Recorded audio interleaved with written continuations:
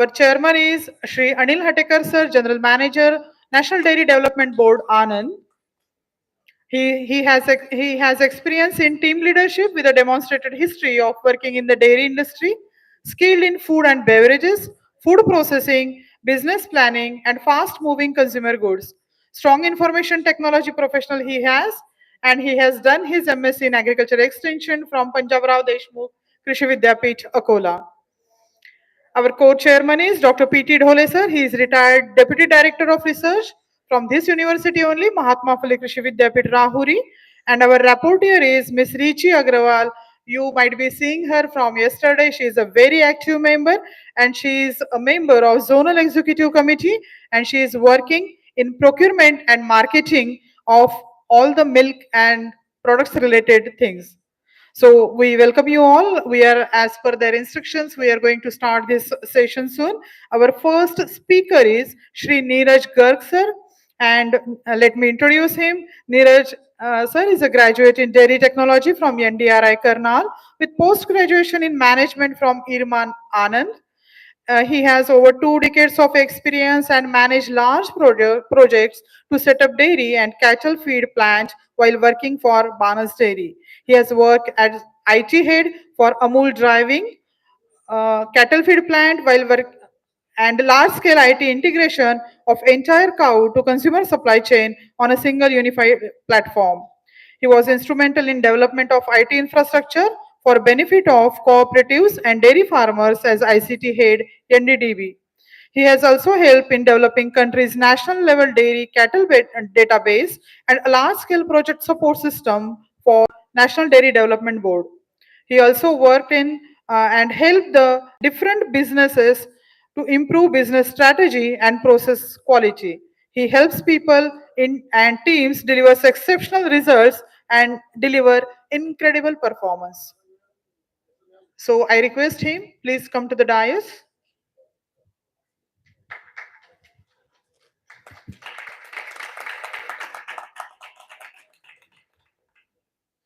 Thank you, sir.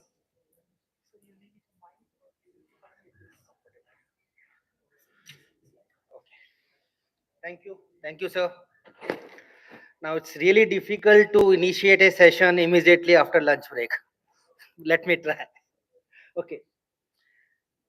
Ghanekar sir talked about a lot about quality, and he kept on emphasizing the critical requirement for quality.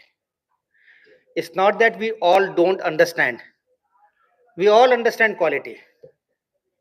We all believe it should be there. The only problem is somebody else should do it.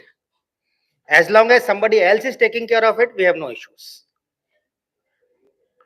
Another very important element is, please please listen bit carefully. We always talk about improving quality as if it is something which we can improve by some processes. We all probably understand but are not willing to recognize that we cannot improve quality. We can only retain it. Cattle gives us healthy milk, but we contaminate it during its journey to the plant. So it's not about improving quality, but more about retaining quality. The moment we understand this change from improvement to retaining, a big change would happen. We will all start looking at quality in a different perspective. As long as we talk about improvement, there is a notion somewhere, let me do what I am doing. There is somebody else to take care of it and he will improve it. He will do something to improve it. While we all understand this cannot be done. Now that one big change, a small change, but with a very, very big impact is critical. So we all need to talk henceforth not about improving quality, but about retaining quality. Okay. Uh, we know about supply chain. We know the way milk comes to dairy and finally to consumer, and we all also aware about the time it takes at different stages. There is a huge amount of time gap between milking and finally chilling and then utilization of that milk. This time gap and milk, we all know, I don't know, there's some issue in font, but that's okay. Because of a good nutritional value of the milk, it is a very fertile ground for bacteria. Both good quality bacteria, which help us deliver different products, as well as bad quality bacteria, which deteriorate the milk and even can become a health hazard for us. And therefore, if we left milk alone as such, it's going to spoil. We all know it. There's nothing new about it. See, these are the kind of things which I'm sure Dr. Ghanika sir were also referring, that these are the places once which contaminate the milk. It starts right at the farmer level. The hands of the person who is milking, the vessel in which milk is going, the udder of the cattle, the environment about there, the airborne environment, the equipment, the container in which milk is transferred to the collection center, the cans, their lids, or a bulk milk cooler at the collection center, or the milking bowl, the tanker in which you are transporting, all of these contribute to this contamination if we don't take care of them. So we first cooler. Yes, we have taken care of quality, but we have taken care of further deterioration in the quality. What about the deterioration which has already happened by the time milk reaches bulk cooler? And that is what happens, because even if you go with bulk cooler, okay, let's look at what all impact happens because of this delayed chilling. The moment we get a bulk cooler, typically it takes anywhere between 2 to 3 to 4 hours before milk gets chilled, before milk reaches bulk cooler. Then bulk cooler further requires about 3 hours time to bring the temperature down from 35 to 20, less than 4. So you are talking about close to 4 5 hours where bacteria are enjoying, they are growing and spoiling the milk. Even this small 2 hours delay has an impact on pH, reduces lactose content, has an impact on free fatty acids, reduces the shelf life. All these things happen, reduces vitamin E, peroxide value, all those has impact. What is the impact? Effectively, the quality of the product, typically your cultured product, will have an entirely different taste, entirely different level of shelf life. Why do we have dahi in our market with a shelf life of 7 to 10 days only? Why not 15 days or why not 30 days? Because you're not getting that quality of milk. Solution very simple. One was like the one Arshad was talking about yesterday. Get oh, I'm taking going back. So this we have talked about. Get one of these surge chillers at the farm. So chill milk closer to production area. It's a tough call, yes. We have taken almost 20 25 years where now we realize the importance of bulk cooler. 25 years ago, when I was working with Banas, we had only one example in the country of Amul. It started with few bulk coolers, which we adopted, and now bulk cooler is a norm. We have taken 20 25 years to understand bulk coolers help. Now let us not take another 25 years to understand that bulk cooler or chilling has to be closer to source. Let's take chilling as close to source as possible. Ideally at every farm, but because of the kind of structure we have, not at every farm, but then at every village, how small it may be. You know, the moment we talked about, it's really difficult to put bulk small chiller in every village because the volumes are low, but we have a low cost models available, low capacity models available. Second, even if I chill there, how does it matter? Any case, I have to chill it again at chilling center. But when you again chill at chilling center, you are not chilling from 37 to 4. You are probably chilling it from 8 to 4 or 10 to 4. And by this change, you have arrested the growth of bacteria, thereby improving quality, flavor, texture of your product, shelf life of your product, which eventually can give you, if not more, at least 50 paisa liter extra. And that's a big number. Look at the difference in the cost or price realization between milk and dahi is at least 1.5 times. I'm only talking of 50 paisa extra. I'm not even talking of 1.5 times. That 50 paisa extra, which is very, very easy to obtain, is good enough to cover the cost of these kind of implementations. Okay. Now, this we have taken care of this. The other thing is clean milk production. Hatekar sir would know, he would have probably spent his entire life in promoting this, the NDDB initiatives. We have been, using this in the form of booklet, in the form of videos, in the form of apps for close to 25-30 years, sir, now. Have we improved? Talking about a centralized action. That means giving a single incentive as it bulk and expecting a decentralized result, which has to be done by a large number of farmers in that particular collection area or village. It's not possible. That's the kind of, you know, assumption we all carry. And we all say, even if we do this, there would be large number of free riders. I am sure we all have heard that Panchtantra story of milk versus water in a pond. Everybody else will believe somebody else will do, so I will not do it. So does that mean we don't have a solution? But we have.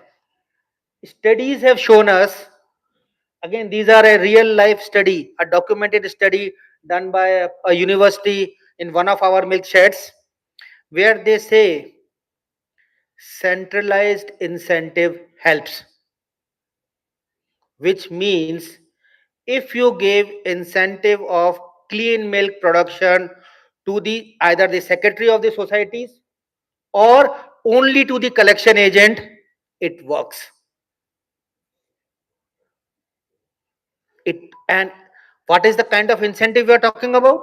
In this study, the maximum possible incentive was 2.5%, which is a pretty small number as compared to the benefits you are getting.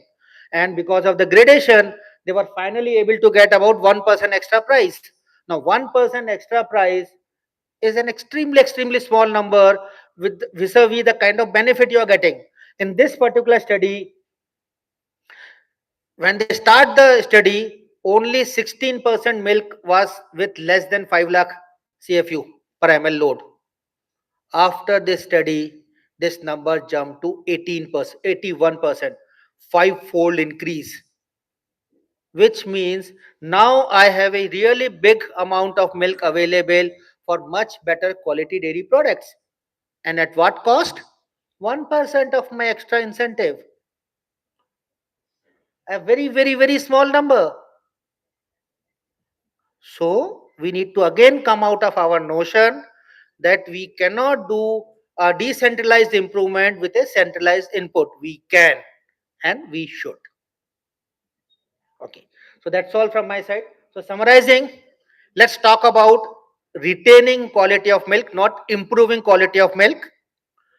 Adopt chilling milk as close to milking as possible and look at right kind of incentives which improves the quality of milk. Thank you. Yeah, thank you, Mr. Garg. So let us see, why do we say that quality is important, not only for milk per se, but for any of the product? Why is quality important? Any of you there? Quality is important to increase the faith in the product first. Then, if the faith is increased, your sales will increase. Right? If your sales increases, then your sustainability of your business increases. So these are the prime things why quality is important. First thing, that the faith. If you take any brand, you buy a brand because you have a faith in that brand, and you continue buying when you have a continuous faith in that brand. So similarly, when we talk about milk, so milk also goes by that.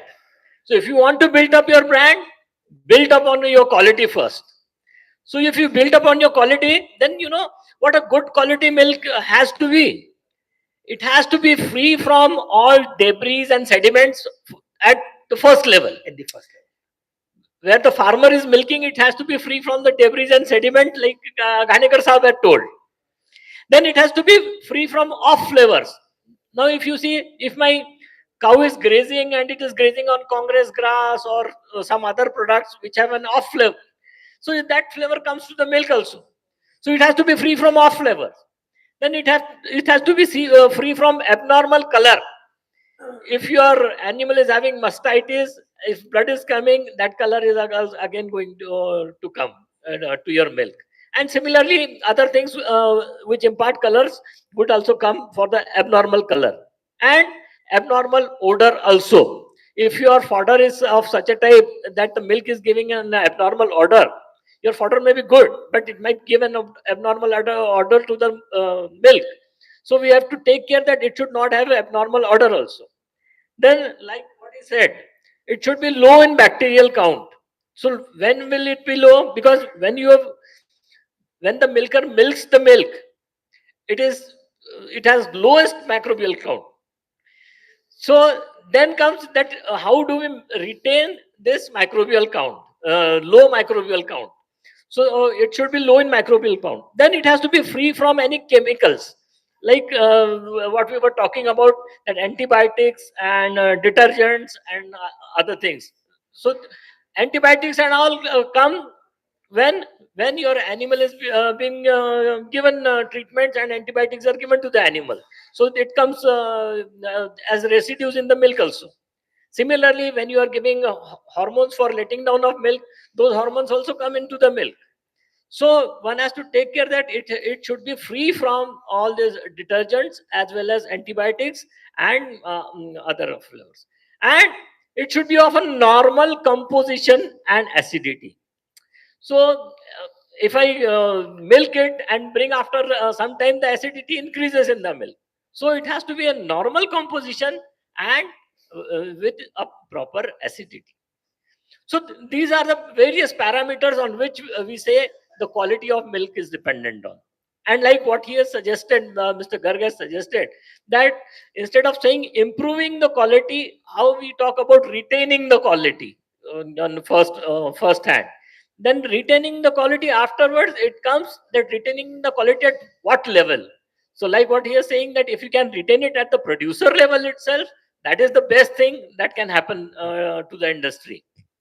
And then further, if we can incentivize either the farmers or the collectors there who are collecting the milk, then definitely they will also try to work on the quality. And I think we all agree to it that yes, if farmers are incentivized for quality, they will definitely improve the quality of milk. And the other aspect which Ghanekar Sahab had told, that the pails in which the milk is brought by the farmer, or the cans in which it is collected, or in the BMCs in which it is stored, or in the milk chiller it is stored, if they are not properly cleaned, then or there is a residue of the detergent, cleaning detergent in it, then it might also come into the milk. So all these factors are there which would be responsible for quality of milk. So thank you very much, Mr. Garg. And any of you have any questions? Yes. Sir.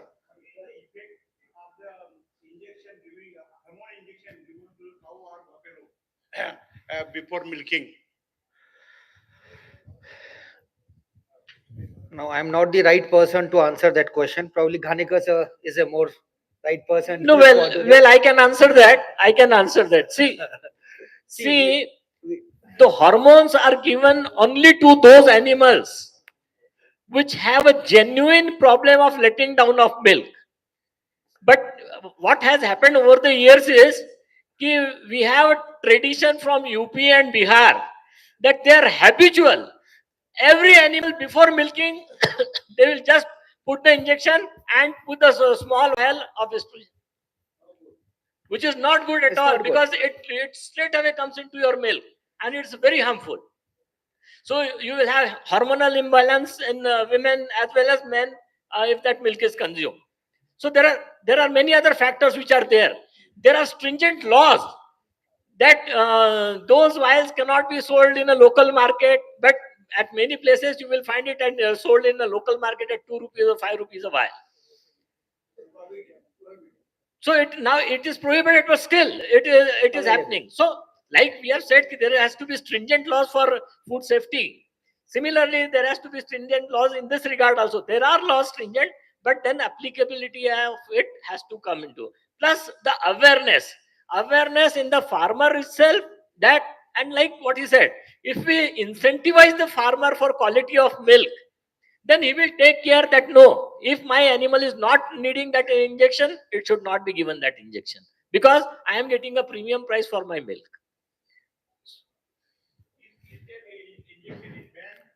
Yes. Yes, Yes. yes. Yes. Yes. Yes. Hello, Sir. Mr. Speaker. What do you think that the quality of milk is a first priority for the business or for health? Both, sir. Business and health do not go, they go hand in hand. You cannot talk about only health without talking about business. Same way, if only business is there, health is not there, business will not remain. And that is why I am not talking about that you start testing milk of each and every farmer. It's techno commercially not viable. We don't have technology as of now. Till a college is like this or NDRI comes up with a new technology which can give us the result in less than a minute, it's not going to be useful at a farmer collection level. Right. The only point which I'm trying to say is, even with a centralized testing, that means you test a tanker, you can still devise an incentive system which works. Fine. Thank you very much. Thank you, sir. So now I invite Dr. JV Parekh, our mentor and a stalwart in the dairy industry.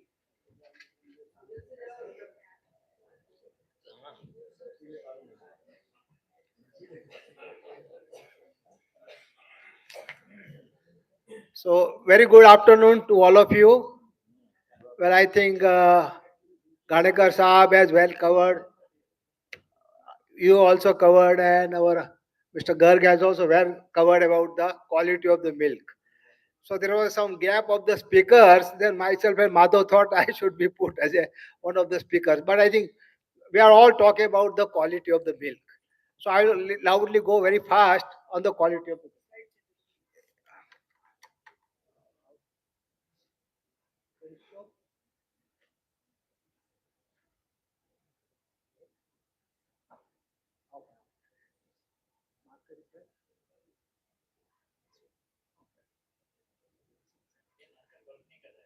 Yeah, that's all.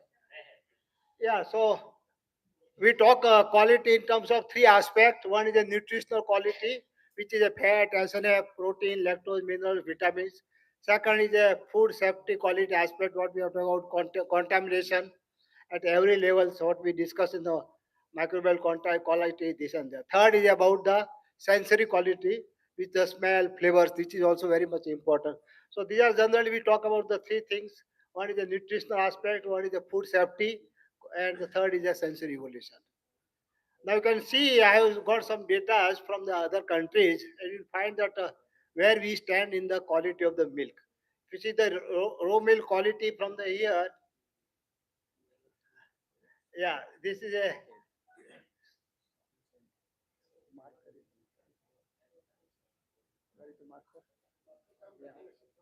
yeah, anyhow, if you see the first one, raw milk quality, the Indian condition, they generally at the producer's level, at the when we do the milk quality of the milk is like very less, 1,500 to 10,000, and other countries maybe 2,000 to the 10,000. But we go further, we go on the processing and the milk collections and other dock level. our bacterial count goes up and up. And if you see that finally, when milk quality at the tanker level, last one, then you can see our count maybe 1.1.5 millions. And in the European developed countries, count maybe 10,000, 20,000 or 1 lakh. So you can see this is the only the handling at the really cooperative level or collection point where this milk get more spoiled, more contamination, and milk. And same thing with the pasteurized milk also. In the developed countries, you can say only maybe 5,000 count will be there. In our country, maybe now we are trying to add even 10,000 liter count per ml at the refrigeration. At the consumer level, it goes up. So this is how the milk contamination keeps on up and up when milk is started going to the plant. So this is again I will try to show that different country, development countries, what is their SPC count and somatic cell counts, and these are the testing methods. So you can see that our somatic count is still more than 5 lakhs, 4 lakhs. So here New Zealand standard plate count is less than 10,000, Scotland less than 10,000, Norway 20,000, Denmark 30,000, Japan, USA maybe about 1 lakh. And the somatic counts are also very much less, 4 lakh, 1.5, about 1.5 lakhs to 2 lakh and 30 thousands. So you can see that they're all under control. But when you compare the Indian quality of the milk, it is little bit poor. So we have to see the retaining of the quality. We may not improve the quality, but we retain the whatever the milk is produced at the farmers levels from the udder. Now, this is I will try to show the quality insurance stage from the milk producer to the consumer. If you see on the left hand side, milk producers level, then it go to the collection BMC point, then it go processing plant, storage, distribution, and the final retailers. Now, where are the contamination happens, on the milk producers level?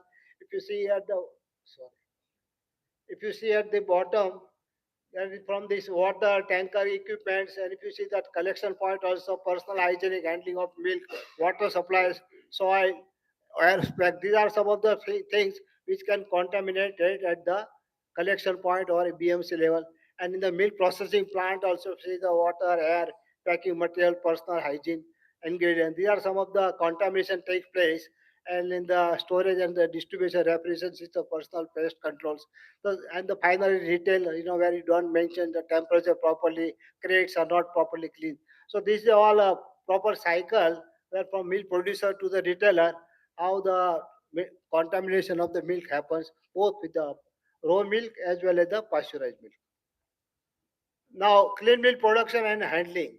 Adopting the scientific method, technology, and a proper handling practices after milk leaves the udder till the time it reaches to the consumer to retain the quality of the milk by way of preventing it the entry of additional bacteria and arresting the fast growth of spoilage during the causing the bacteria. These things we have to take care at the time of milk, clean milk production. The major source of contamination at the farm level we are talking, not at the plant level.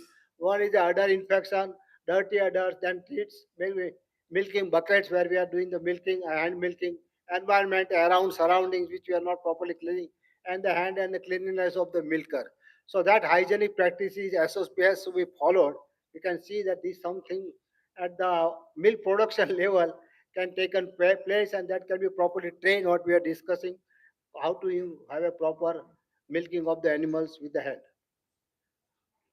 Now, these are some of the attention is to be given by the farmers to the farmers for the cleaning the around area. The spraying of the water in case of a shelter earthen or sandy floor to restrict any possibility of dust mixing with the milk, especially if it hinders the legs of the cows or buffaloes are not tired of doing the milking. So if you don't have either loose milking or animals are open, I mean not tied up at the time of milking, then you have to have a spray of the water somewhere in the shelter so there may not be much dust, other things. If it is absolutely necessary to dry the udder and the teat with a clean towel or cloth before milking, this is really practiced by the farmer, which should be done as a routine. So this is what we are emphasizing, as the Gadekar have also emphasized.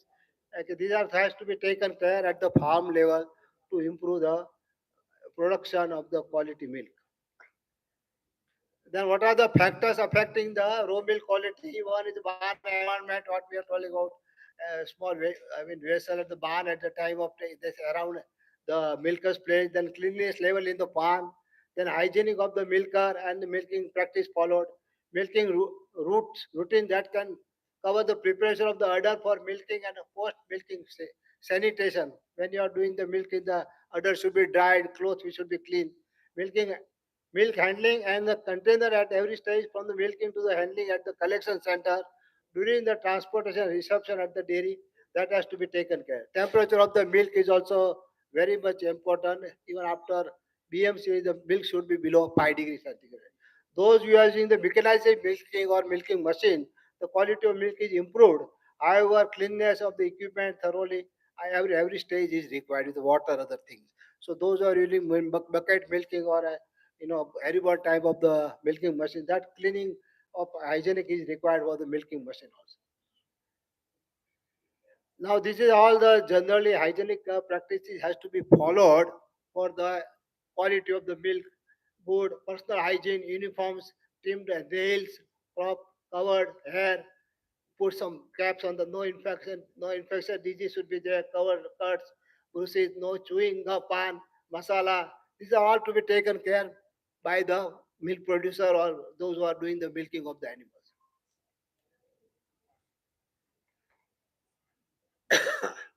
Now, this is what I given some of that plant level when milk comes to the factory. That whatever the surrounding at RMRD, including the can conveyors, weighing bowl, filtration of the milk at the weighing bowl, dump tank, pumps, etc. Generally, that has to be properly cleaned. If possible, if it is CIPable, do the CIPable. Otherwise, dismantle that all the equipments and do the proper cleaning. Condition condition of the cans and can leads has to be have a can scrubber, and that has to be taken care at the time of the cleaning of the cans also.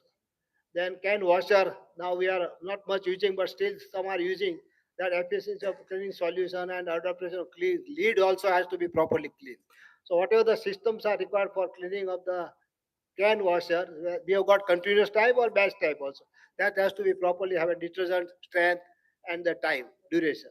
Storage tanks condition that what we are using is CIP system, but we don't check the whether they properly clean it. Some swab test is also required to be done. Yes, it has to be proper, and the temperature also has to be maintained. CIP system is the heart of the dairy industry, so we have to see all these equipment has which are the CIPable has to be CIPable. Those can be dismantled, and has to be proper temperature, time, and the strength of acid or whatever the caustic soda or nitric acid. Hygienic and cleaning of milk handling equipments. So all we are talking about quality of the milk to see that all hygienic is mentioned and as properly SOP or whatever what you got the system has to be followed. Now, equipment condition, as we know, some of the equipments are not properly working. There may be some leakage that has to be taken. In the dairy plant, also lighting and ventilation is very much important. Then liquid and solid waste disposal, what we are always talking about, effluent, other thing, has to be properly kept and to be marked. Then insect pest control and rodent control, that is also required. We all got this sort of layout in showing the where are the rodent control points are there. Pest control has to be regularly done. Then packing sterility, sealing quality, that is also one important. Packing material has to be either properly sterilized or sanitized. Storage and cold storage sanitation is also required wherever you are storing the ice cream or milk or any cheese, that has to be properly hygiene. And personal hygiene is a must. Or the uniform cleaning, everything, washing of the hand. We have got when you enter in the dairy plant, your automatic cleaning system is there. We have run through that and get it clean. Now, these are some of the pasteurized milk to improve the quality efficiency of the pasture. Whatever the scale formation in the pasteurizer has to be done properly. Whatever the some leakage is there in the flow, because there may be some gasket, maybe leakage, that we have to also take care. And micro filtration in the plate, sometimes find the micro perforation holes, that has to be properly checked and see there is no mixing of the hot water or detergent with the milk.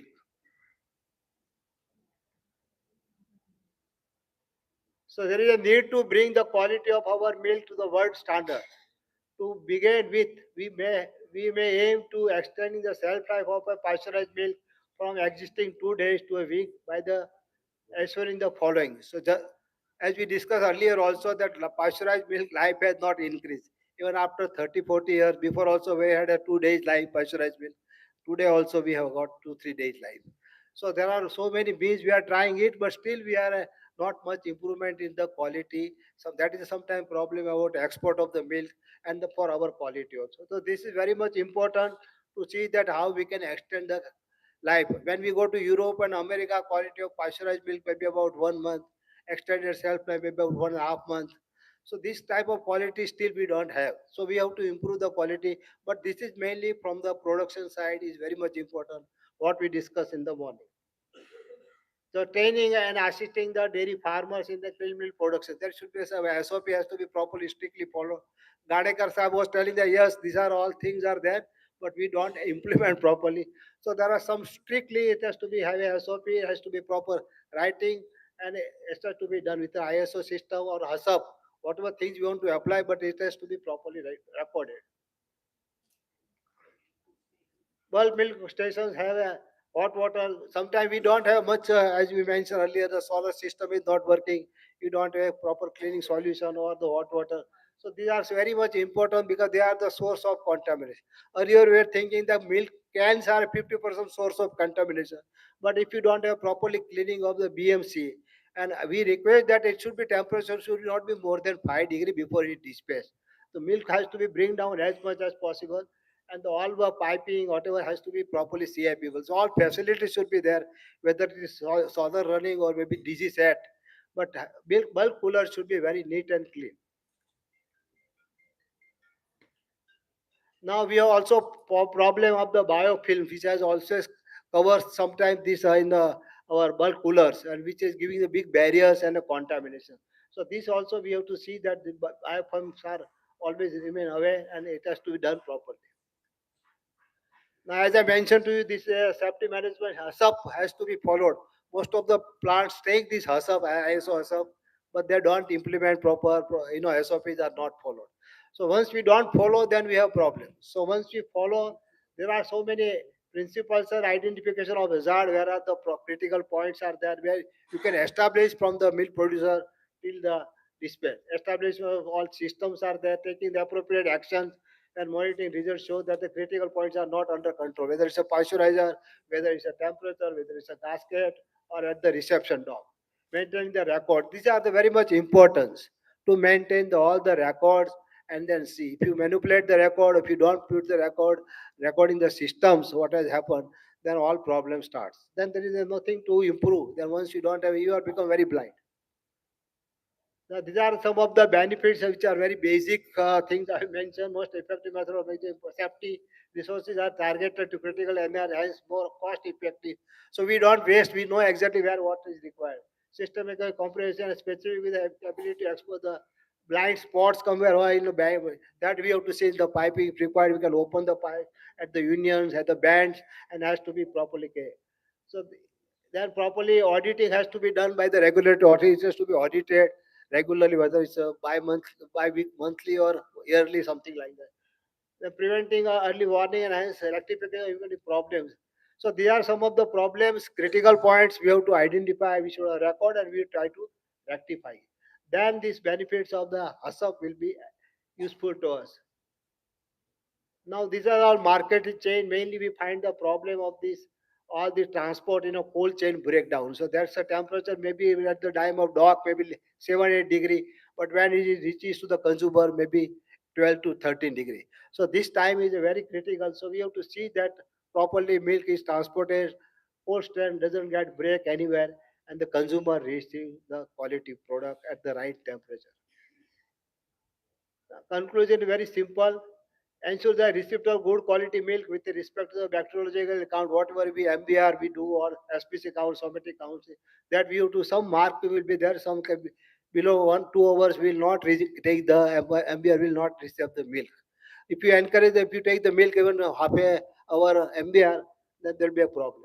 So all these quality milk and milk product with optimal efficiency and economy at the dairy plants ensure that consumer receive the milk and milk product which are safe to consume. So this is a nutshell. You have to see that quality is always a winner and it has to be improved.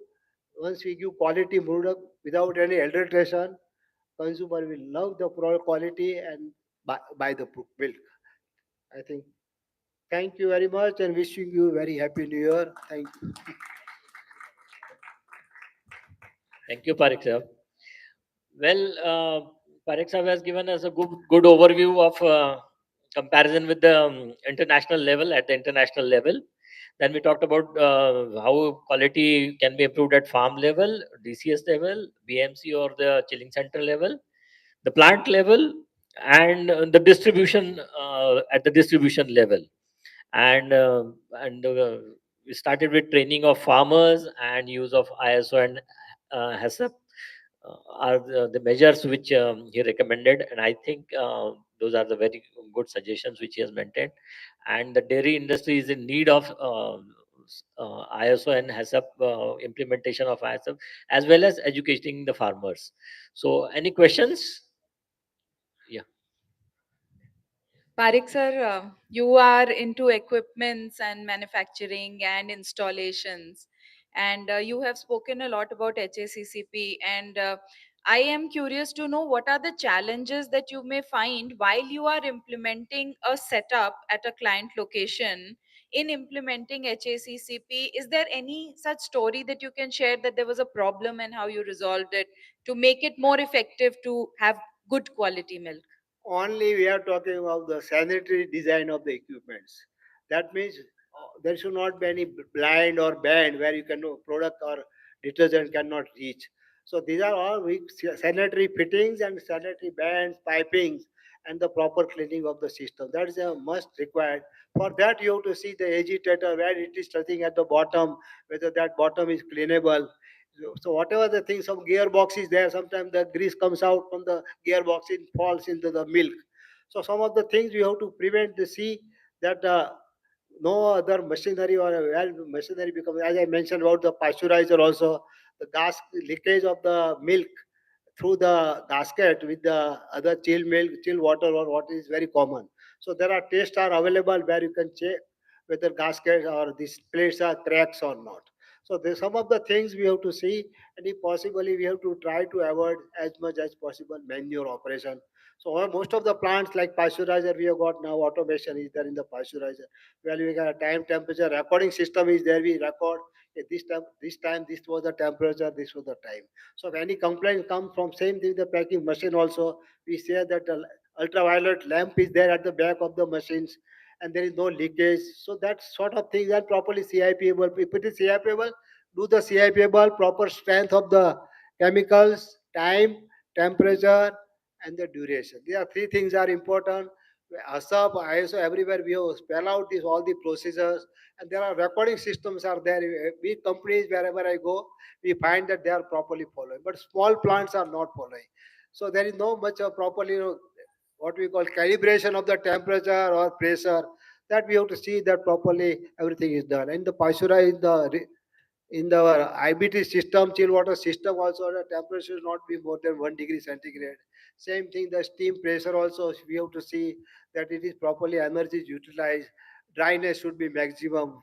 There not be much, wet stream, wet condensate in the steam.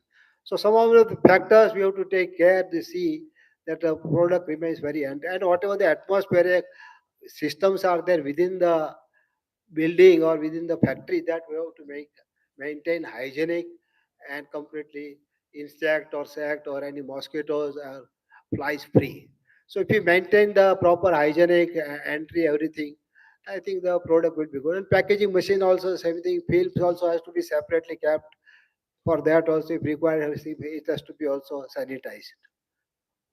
Anything else? Okay, thank you, sir. Any other questions, Kanekar sir?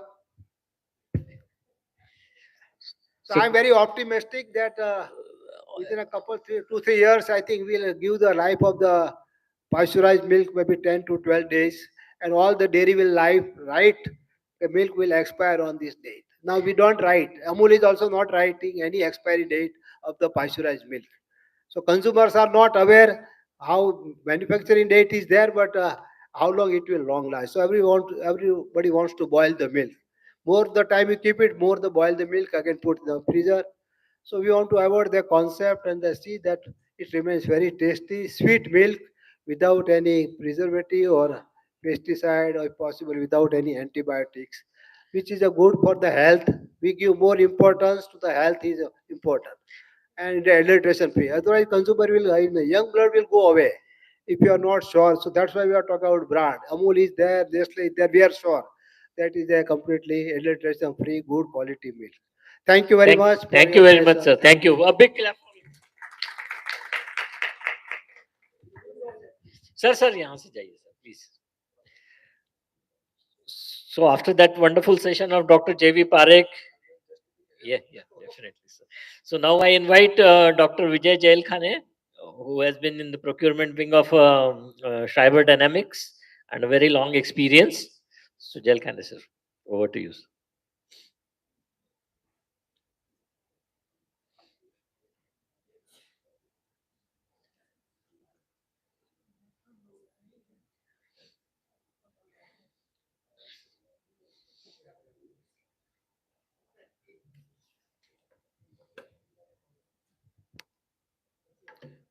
Good afternoon, everyone. Sorry, a small correction before we proceed. The word doctor is not there with my name. I am not a doctor, PhD doctor. It is inadvertently entered. Thank you, sir. Uh, the topic is the residue-free milk procurement management. I must confess here that a few slides we have already been talked about milk quality in the this particular session only. So there might be some overlapping as we go along. So residue. What are residues in milk?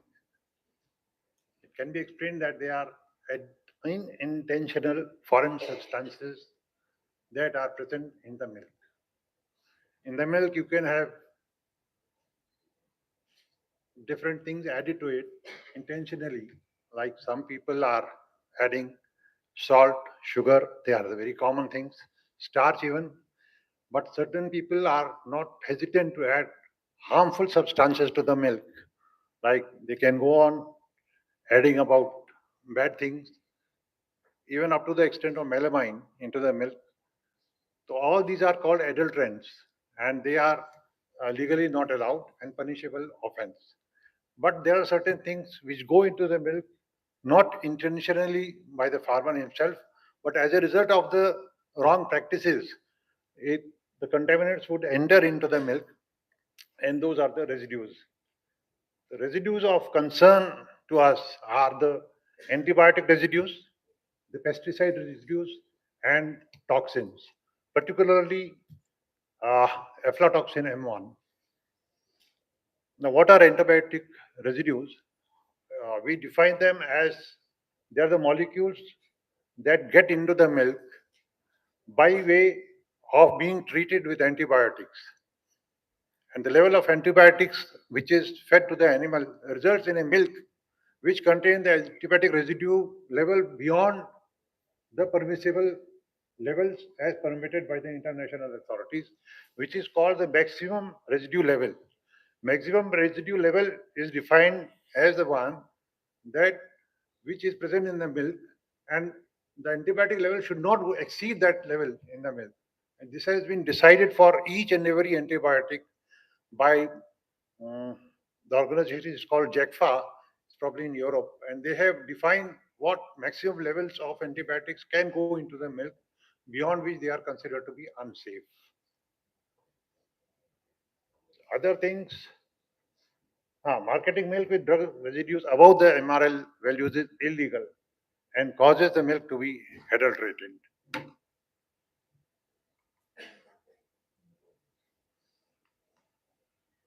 So why should we really be concerned about residues in the milk? Our goal is to safeguard the health of customer, number one. Number two is to imbibe confidence in the customer's mind about our products. So milk is said to be a complete food, at least for the first few months or years of the child when he is entirely dependent on the milk. So it is very necessary that milk has to be safe and wholesome. For the dairy industry where we all come from, the importance of the presence of antibiotic residues is that it hinders in the production of fermented milks like dahi, yogurt, or cheese. We have seen batches of cheese failing one after the other because of antibiotic residue presence in the milk. So it has that's the where its importance lies for the dairy industry as an industry commercially. And then to beat the country regulation, FSSAI has also prescribed regulations for antibiotic residues, as also the pesticide residues and the crop contaminants, that is aflatoxin M1.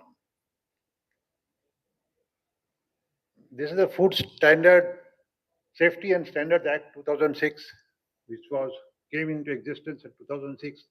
It also defines in section 21 that no article of food shall contain insecticides or pesticide residues, veterinary residues, antibiotic residues, solvent residues, pharmacological active substances, and microbiological counts in excess of such tolerance limits as may be specified by the regulations. So this is an act now. So once the regulations have come into being, then the law becomes applicable even for dairy products. When the act was passed, after that the regulations came into being in 2011. At that time, so far as antibiotics is concerned, antibiotics were regulated in meat and meat products and fish and shrimps and seafood. It was not defined for milk. But then the milk came into the purview from the year 2018. And now we are bound to have the residues within the prescribed limits. Otherwise, it is an offense. The antibiotics commonly being used in a dairy farm are of the six major groups. That's the beta lactams, like we have the ampicillin or maybe penicillin, then aminoglycosides like streptomycin, gentamicin, then we have the tetracyclines, macrolides, quinolones, and the very dreadful sulfonamides. Almost all the farmers keep tablets of sulfonamides in their pocket. और जब भी गाय को diarrhoea हो जाता है तो वो एक टेबलेट फीड कर देते हैं, which is very wrong. That is the reality we are facing. So any of these drugs belonging to these groups can appear in the milk.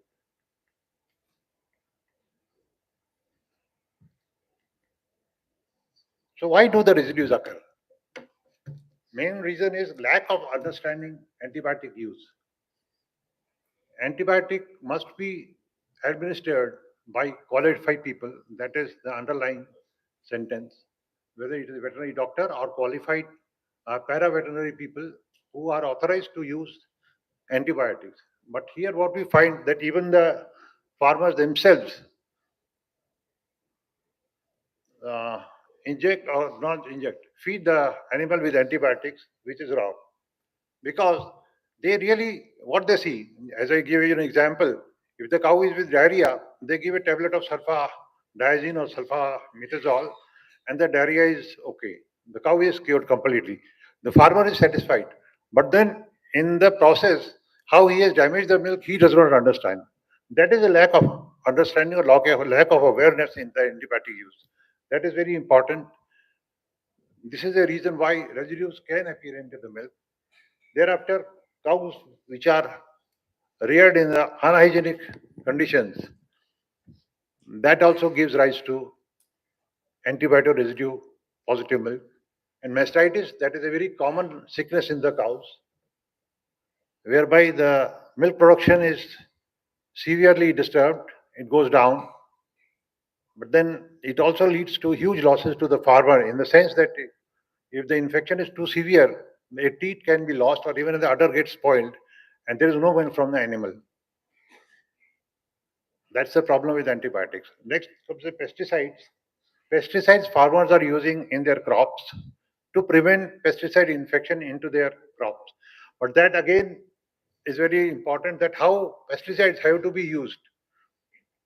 Till what days you have to give a slow period of time beyond which you cannot harvest a crop. That is important during the use of pesticide. Otherwise, that residue may appear in the milk and again contaminate the milk. That way, contribute to pesticide residues in the milk. Lastly, the toxins, which are another problem and this is a major problem also, which come due to poorly stored grains and fodder. If the fodder is not kept properly, there are all chances that toxins may develop or other toxins may develop into the grain. So how to reduce the risk of antibiotic residue evolutions? It is the main way is communication. Communication with the farmers who are the milk producers, communications with the people who are treating the cows, whether it is paramilitary, para veterinary people, or even veterinary people for the regular refresher courses. So education is the key to everything because ultimately it is the farmer who has to implement the things. So approaching residue-free milk. So far, we have not seen milk which is entirely free from antibiotic residues. We can only approach it by several efforts, and let us start some of the efforts which can be or need to be done. First is the clean milk production, animal health. Cow farms, cow are maintained in farms. They are small farms, could be large farms. How the cows are managed over there, what sort of a ground they have, what sort of a floor they have, what sort of a slope is there, whether there are proper drainage facilities, how they are clearing the urine and dung which comes on the floor, how often they are cleaning the cows. Because there are times when cows, after milking, they sit on the floor. And after milking, the teats are still open or the canals are still open. There are all chances that mud, bacteria can, from the soil, they can enter into the teat canal and infect those. Then, when the sick animals are treated with antibiotics, part of the antibiotic residues are passed on to the milk. They get released into milk and make it positive. What are the ill effects of that? Because once we are pooling several animals' milk together, it comes to the dairy. Invariably, we see that there are very low levels of antibiotic residues all around the year, I would say.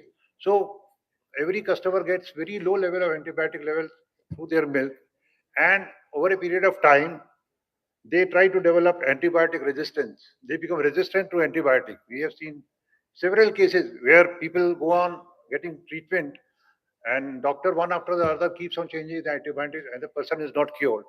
It is all because they have become resistant to the antibiotics, and this is one of the reasons why people become resistant. So it is very important that the farmers must not supply the milk to the dairy while the cow is under medication, and even after that till it gets through the withdrawal period. Then mastitis in dairy animals. This is a very common infection in the udder of a cow. It leads to milk production loss and also causes severe losses to the dairy animals. Treatment cost at the initial stages may not be very high, but often it happens that a farmer tries to correct the situation Khatam, himself. I'll take a small time by himself. So, which in the end could prove disastrous. Simple gadgets are available to check mastitis for inspection of teats. If it is done, it is really very good for the farmer to minimize this problem. And then it is also necessary to follow the withdrawal period. एक बार क्या होता है antibiotic feed करने के बाद residue continues to come into the milk for another 5-6 days. So it is important that the residues are cleared, milk should not be supplied.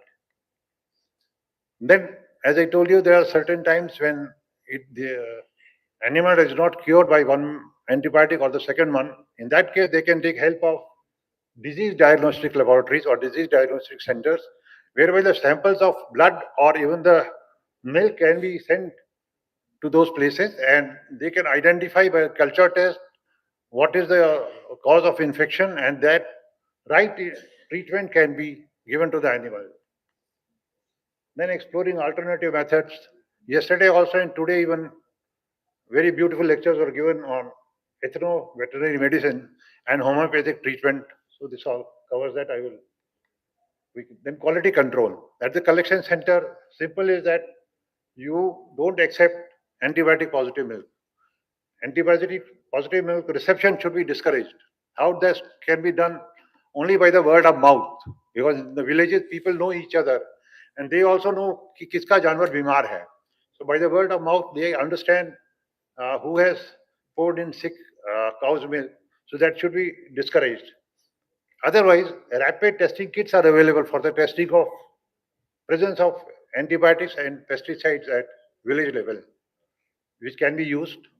NDRI Karnal, they have also developed such kit which can be used. इसका cost hardly 10-15 रुपए आता है. If you buy the technology of it, it's hardly cost you 3 lakh rupees. You buy the technology, you make the kits yourself and distribute to your all bulk cooling centers, bulk cooling stations. At the milk dairy, you have much higher class equipment for testing of antibiotics. The water should be tested for contaminants. How traceability could be conducted? Tankers are received in the dairy plant. Along with the tanker, we get samples from each bulk cooler from which the milk has been lifted. They come to the plant. So the bulk cooler can then be tracked by testing antibiotic present in the tanker. Then once you find a positive sample, you bring along the samples from the bulk coolers and test each individual bulk cooler. Whichever bulk cooler is positive, a team can be sent to that bulk cooler the next day or the next evening, where all the farmer samples are being stored under refrigerator in the bulk cooler. That's how you can single out the farmer who has added the antibiotic and penalize him in whatever way you can. Then there are cattle insurance schemes can be introduced whereby you get your animals treated by qualified doctors, and that way you can improve the quality of the animals. Then lot many software are available whereby all record keeping of the status of health of animal can be maintained, and this could go a longer way towards the residue free milk. Thereafter, as a corporate social responsibility, big companies can take up several measures. Then training and education. As I said earlier, training and education, they are the crux of the problem. Training for preventive animal health program, effective mastitis management program, awareness of proper drug use approved over-the-counter antibiotics according to the label instructions, and the prescription antibiotics to be given only by the qualified staff. Then use only approved cattle feed. Then now we come to pesticide management. I'll take just 5 minutes. Pesticide residues are the specified substance in food and agriculture, but they are not of major concern to the dairy industry because very rarely we find pesticides in the milk. Even otherwise, judicious pesticide management in the crops is important. और आजकल वो radio programmes में बहुत सारा आता है किसानों के लिए. They can take help of that pesticide management. Toxins is an important contaminant which are found in agricultural crops like maize, peanuts, cottonseed, and other. They are carcinogenic in nature, and problem often happens during the rainy season when the fodder is stored and the rains infect the fodder with this fungi. They could cause reproductive problems to the animals. Even in the human beings, it causes severe cirrhosis. FSSAI has prescribed regulations for 27 antibiotic residue or veterinary drugs. If you use any of the antibiotics, do not supply such one to the dairy. Then for pesticides also, it has prescribed. For 55 pesticides, there are regulations. And for aflatoxin, the maximum permissible level is 0.5 micrograms per kg. Compliance to FSSAI stringent standards is imperative. What are the challenges? We need to overcome the difficulties which I mentioned below. This is the last slide, sir. Before enforcing the law in true spirit. Enforcing the law in true spirit. I remind, there was a question this morning. Somebody asked whether if milk contains antibiotic residues, is it adulteration? Do you call it adulterated or not? I think probably you are the one. I can tell you this is a Definitely, it is adulterated milk, and not only adulterated, it is adulterated to the severest level in the sense that such food is unsafe for human consumption. It is called to be unsafe because it is harmful for the human being, and that can even attract penal action, even up to jail, life imprisonment, if unsafe food is found somewhere. So the challenges are lack of education, then shortage of veterinary practitioners, and milk producers are scattered all over, so it's not easy to access them. Then drugs are available in the stores without any prescription. That is very dangerous again. And then there are certain banned drugs like chlorothianol. They are also available in the market. And farmers do not follow withdrawal period, which is prescribed for the antibiotic to the given to the animals, and absence of preventive health programs. So lastly, while 100% of the problem generates at the primary production level, that is at the farmer level, but this sector has been excluded from the scope of legislation, which is a major impediment to the improvement programs. We talked to FSSA on this, but somehow they don't agree. They have made the factories responsible for the problem. Thank you. That's all I had to say about this. Thank you very much. Thank you, Bhajan. Any Any questions? questions? So there are no questions. So thank you very much, sir. Thank you. It has been a very nice session to you. Now, may I call Dr. Shantaram Gaikwad from Govind Dairy? We'll talk about procurement of clean milk. So he has got vast experience in Govind Dairy and has been undertaking a lot of programs.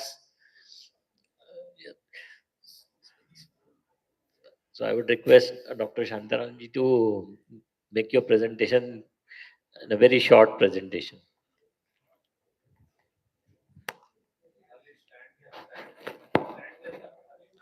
Good afternoon. सुबह से हमने जानकारी तो सब ली है, क्या करना है कैसे करना है, लेकिन थैंक यू। अभी हम कुछ सक्सेस स्टोरी देखेंगे कि उसमें कैसे हम आगे जा सकते हैं एंटीबायोटिक, अफ्लाटॉक्सिन और क्वालिटी मिल्क प्रोड्यूस करने के लिए, क्योंकि प्रॉब्लम तो आते हैं लेकिन सोल्यूशन देना चाहिए, क्योंकि अभी तक बहुत हमने सुना है कि कैसे आगे जाना है, तो उसके बारे में हम थोड़ा बात करेंगे। गोविंद डेयरी ये स्नैप है हमारा, अभी टाइम नहीं इसलिए। सबसे इंपॉर्टेंट जो विजन है वो सबसे हमें भी अभी आज याद आया है कि value to farmer and quality to consumer. Means हम सुबह से सुनते आए कि कंज्यूमर को कुछ इंसेंटिव देना चाहिए, उसी से तो वो क्वालिटी मिल्क तैयार करेगा। तो ये वहां सोचा था, शायद अभी भी मुझे याद आया है कि ये उनको देना चाहिए। वो कैसे देते हैं हम आगे सोचते हैं। अभी bringing advanced technology with low cost by locally available resources for quality and clean milk production. In this low cost pre-housing farm to bring residue free milk production, fodder management, thus nutrition needs for quality milk production. In this silage, hydroponics, sprout feeding, azolla feeding, ration balancing, TMR, PMR, and low cost farm mechanization, that is need of our local farms with low cost. In this milking machine, biogas, farm cooling unit, and high genetics, that is also important for quality milk production. Produce quality milk to have less disease incidences on our cows. In this, we have implemented Govind Kamde Nom Sudhari Yojana, ET and sorted semen, and finally we'll see the EVP, Ethno Veterinary. So, how a low-cost pre-housing farm useful for sustainable rural development with the quality milk production. In this, we can see, thus, when we let losing cows in the loose housing system, the cows give more milk and finally more quality also, more milk with low feed, less labor and prestigious jobs, organic manure for rural development, happy cow, happy milk, low disease incidences, more pregnancy and heat detection, more comfort, 24 hours water for the cow. And some farmers, they also use poultry in this farm to control ticks and mites. And that is important that in these farms, there is low use of medicines and pesticides. And last one is the water saving. Near about 50 to 60% water saved in this pre-housing farm. So this is a single key, I think, to give to the local farmer in the local language. अभी हम तो सब सोचते हैं कि ये loose housing तो अच्छा लगता है, लेकिन कैसा करें? लेकिन हम सोचते हैं कि 90-95% जो किसान है उनके पास इतनी इकोनॉमी नहीं है कि वो ऐसा बड़ा फार्म कर सकते हैं। लेकिन उनके पास ये तो इंफ्रास्ट्रक्चर है। अभी हम देखते हैं कि जानवरों को लूज रखना है तो खाली उनके लिए ऐसा एक इतना बड़ा शेड चाहिए, लेकिन उनके पास तो पैसा नहीं है। ये सिंपल स्ट्रक्चर में भी ऐसा कर सकते हैं। और ज्यादातर जानवर शेड में नहीं रहता, वो पेड़ के नीचे ही रहता है। और इजराइल से ज्यादा इंडिया में पेड़ है। मीन्स बहुत कुछ हमें मीन्स नेचर ने दिया है, उसका इस्तेमाल होना चाहिए। इसलिए बहुत सारा फार्म गोविंद डेयरी में हमने ऐसा लो कॉस्ट में बनाया है। अभी मेंजर तो अच्छा क्वालिटी का बनना है, लेकिन किसान के पास पैसा नहीं है, लेकिन उनको बनाना है। तो बहुत सारे फार्मर उन्होंने स्टार्ट में ऐसा 600 रुपए में 400 रुपए में मेंजर बनाया था। उनके पास जब पैसा आया तो उन्होंने ये अच्छा क्वालिटी का भी बनाया था, लेकिन उनको नॉलेज चाहिए, उनको ऐसा लो कॉस्ट नॉलेज चाहिए तो वो आगे जा सकते हैं। अभी मैट चाहिए। मुझे एक किसान ने बहुत अच्छा मीन्स एक सोल्यूशन मीन्स पूछा था कि चद्दर पर सोने वाला किसान गाय को मैट नहीं दे सकता साहब, ऐसा बोला था। लेकिन हमारे पास तो इतना सारा क्रॉप रेसिड्यू है, वहां पे प्रॉब्लम होता है। वो गाय के लिए अच्छा मैट बना सकते हैं वहां पे। अभी ग्रूमिंग करने के लिए भी 1 लाख रुपए का ब्रश किसान नहीं परचेस कर सकता, लेकिन हम 200 रुपए की लकड़ी लेके वहां एक रफ मटेरियल डाल के 400-500 रुपए में बहुत अच्छा क्वालिटी का ग्रूमिंग ब्रश दे सकते हैं कि जैसा जानवर वहां पे कंफर्ट में रह सकता है, उसकी बीमारी कम हो सकती है। अभी समर में हमारे यहाँ बहुत सारे नौजवान अभी आए हैं इसमें, तो वो चाहते हैं कि हम 40 लीटर 50 लीटर की गाय यहाँ पे रखना है, लेकिन क्लाइमेट जब 40-42 टेम्परेचर तक जाता है तो वहां पे ऐसा फैसिलिटी नहीं है कि वो कूलिंग कर सकते। जैसे हम पंजाब में या इजराइल में देखते हैं, करोड़ ऑफ रुपीस का उन्होंने इंफ्रास्ट्रक्चर लगाया है। लेकिन अभी भी फलटन में बहुत सारे किसान समर में 4 से 4 to 5,000 रुपीज में उन्होंने कूलिंग यूनिट बनाया है, सेंसर ऑपरेटेड।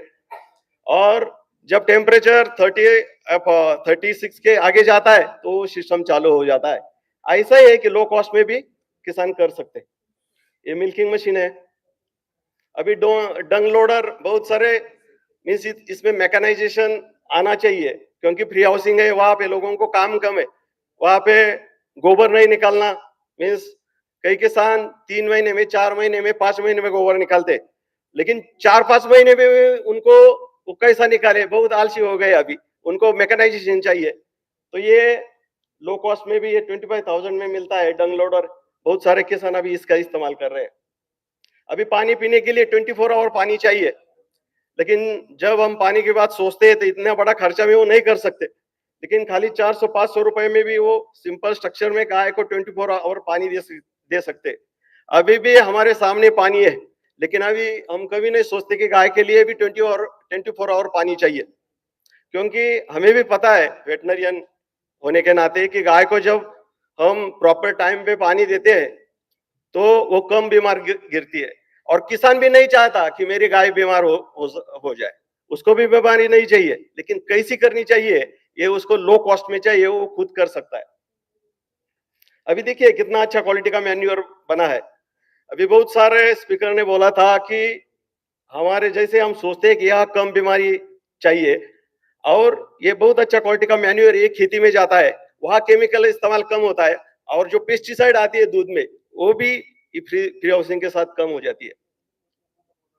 अभी देखिए बहुत अच्छा मैन्यूअर है। यहाँ पे काऊ यूरिन है, काऊ डंग है, और यहाँ पे हमने ईएम सॉल्यूशन उपयुक्त जीवाणु डाले हैं, तो बहुत अच्छा मैन्यूअर बन जाता है जो खेती के लिए इंपॉर्टेंट है। जीवामृत, ये जीवामृत का बड़ा मॉडल था, शायद इसकी कॉस्ट 50 to 60,000 रुपीज थी।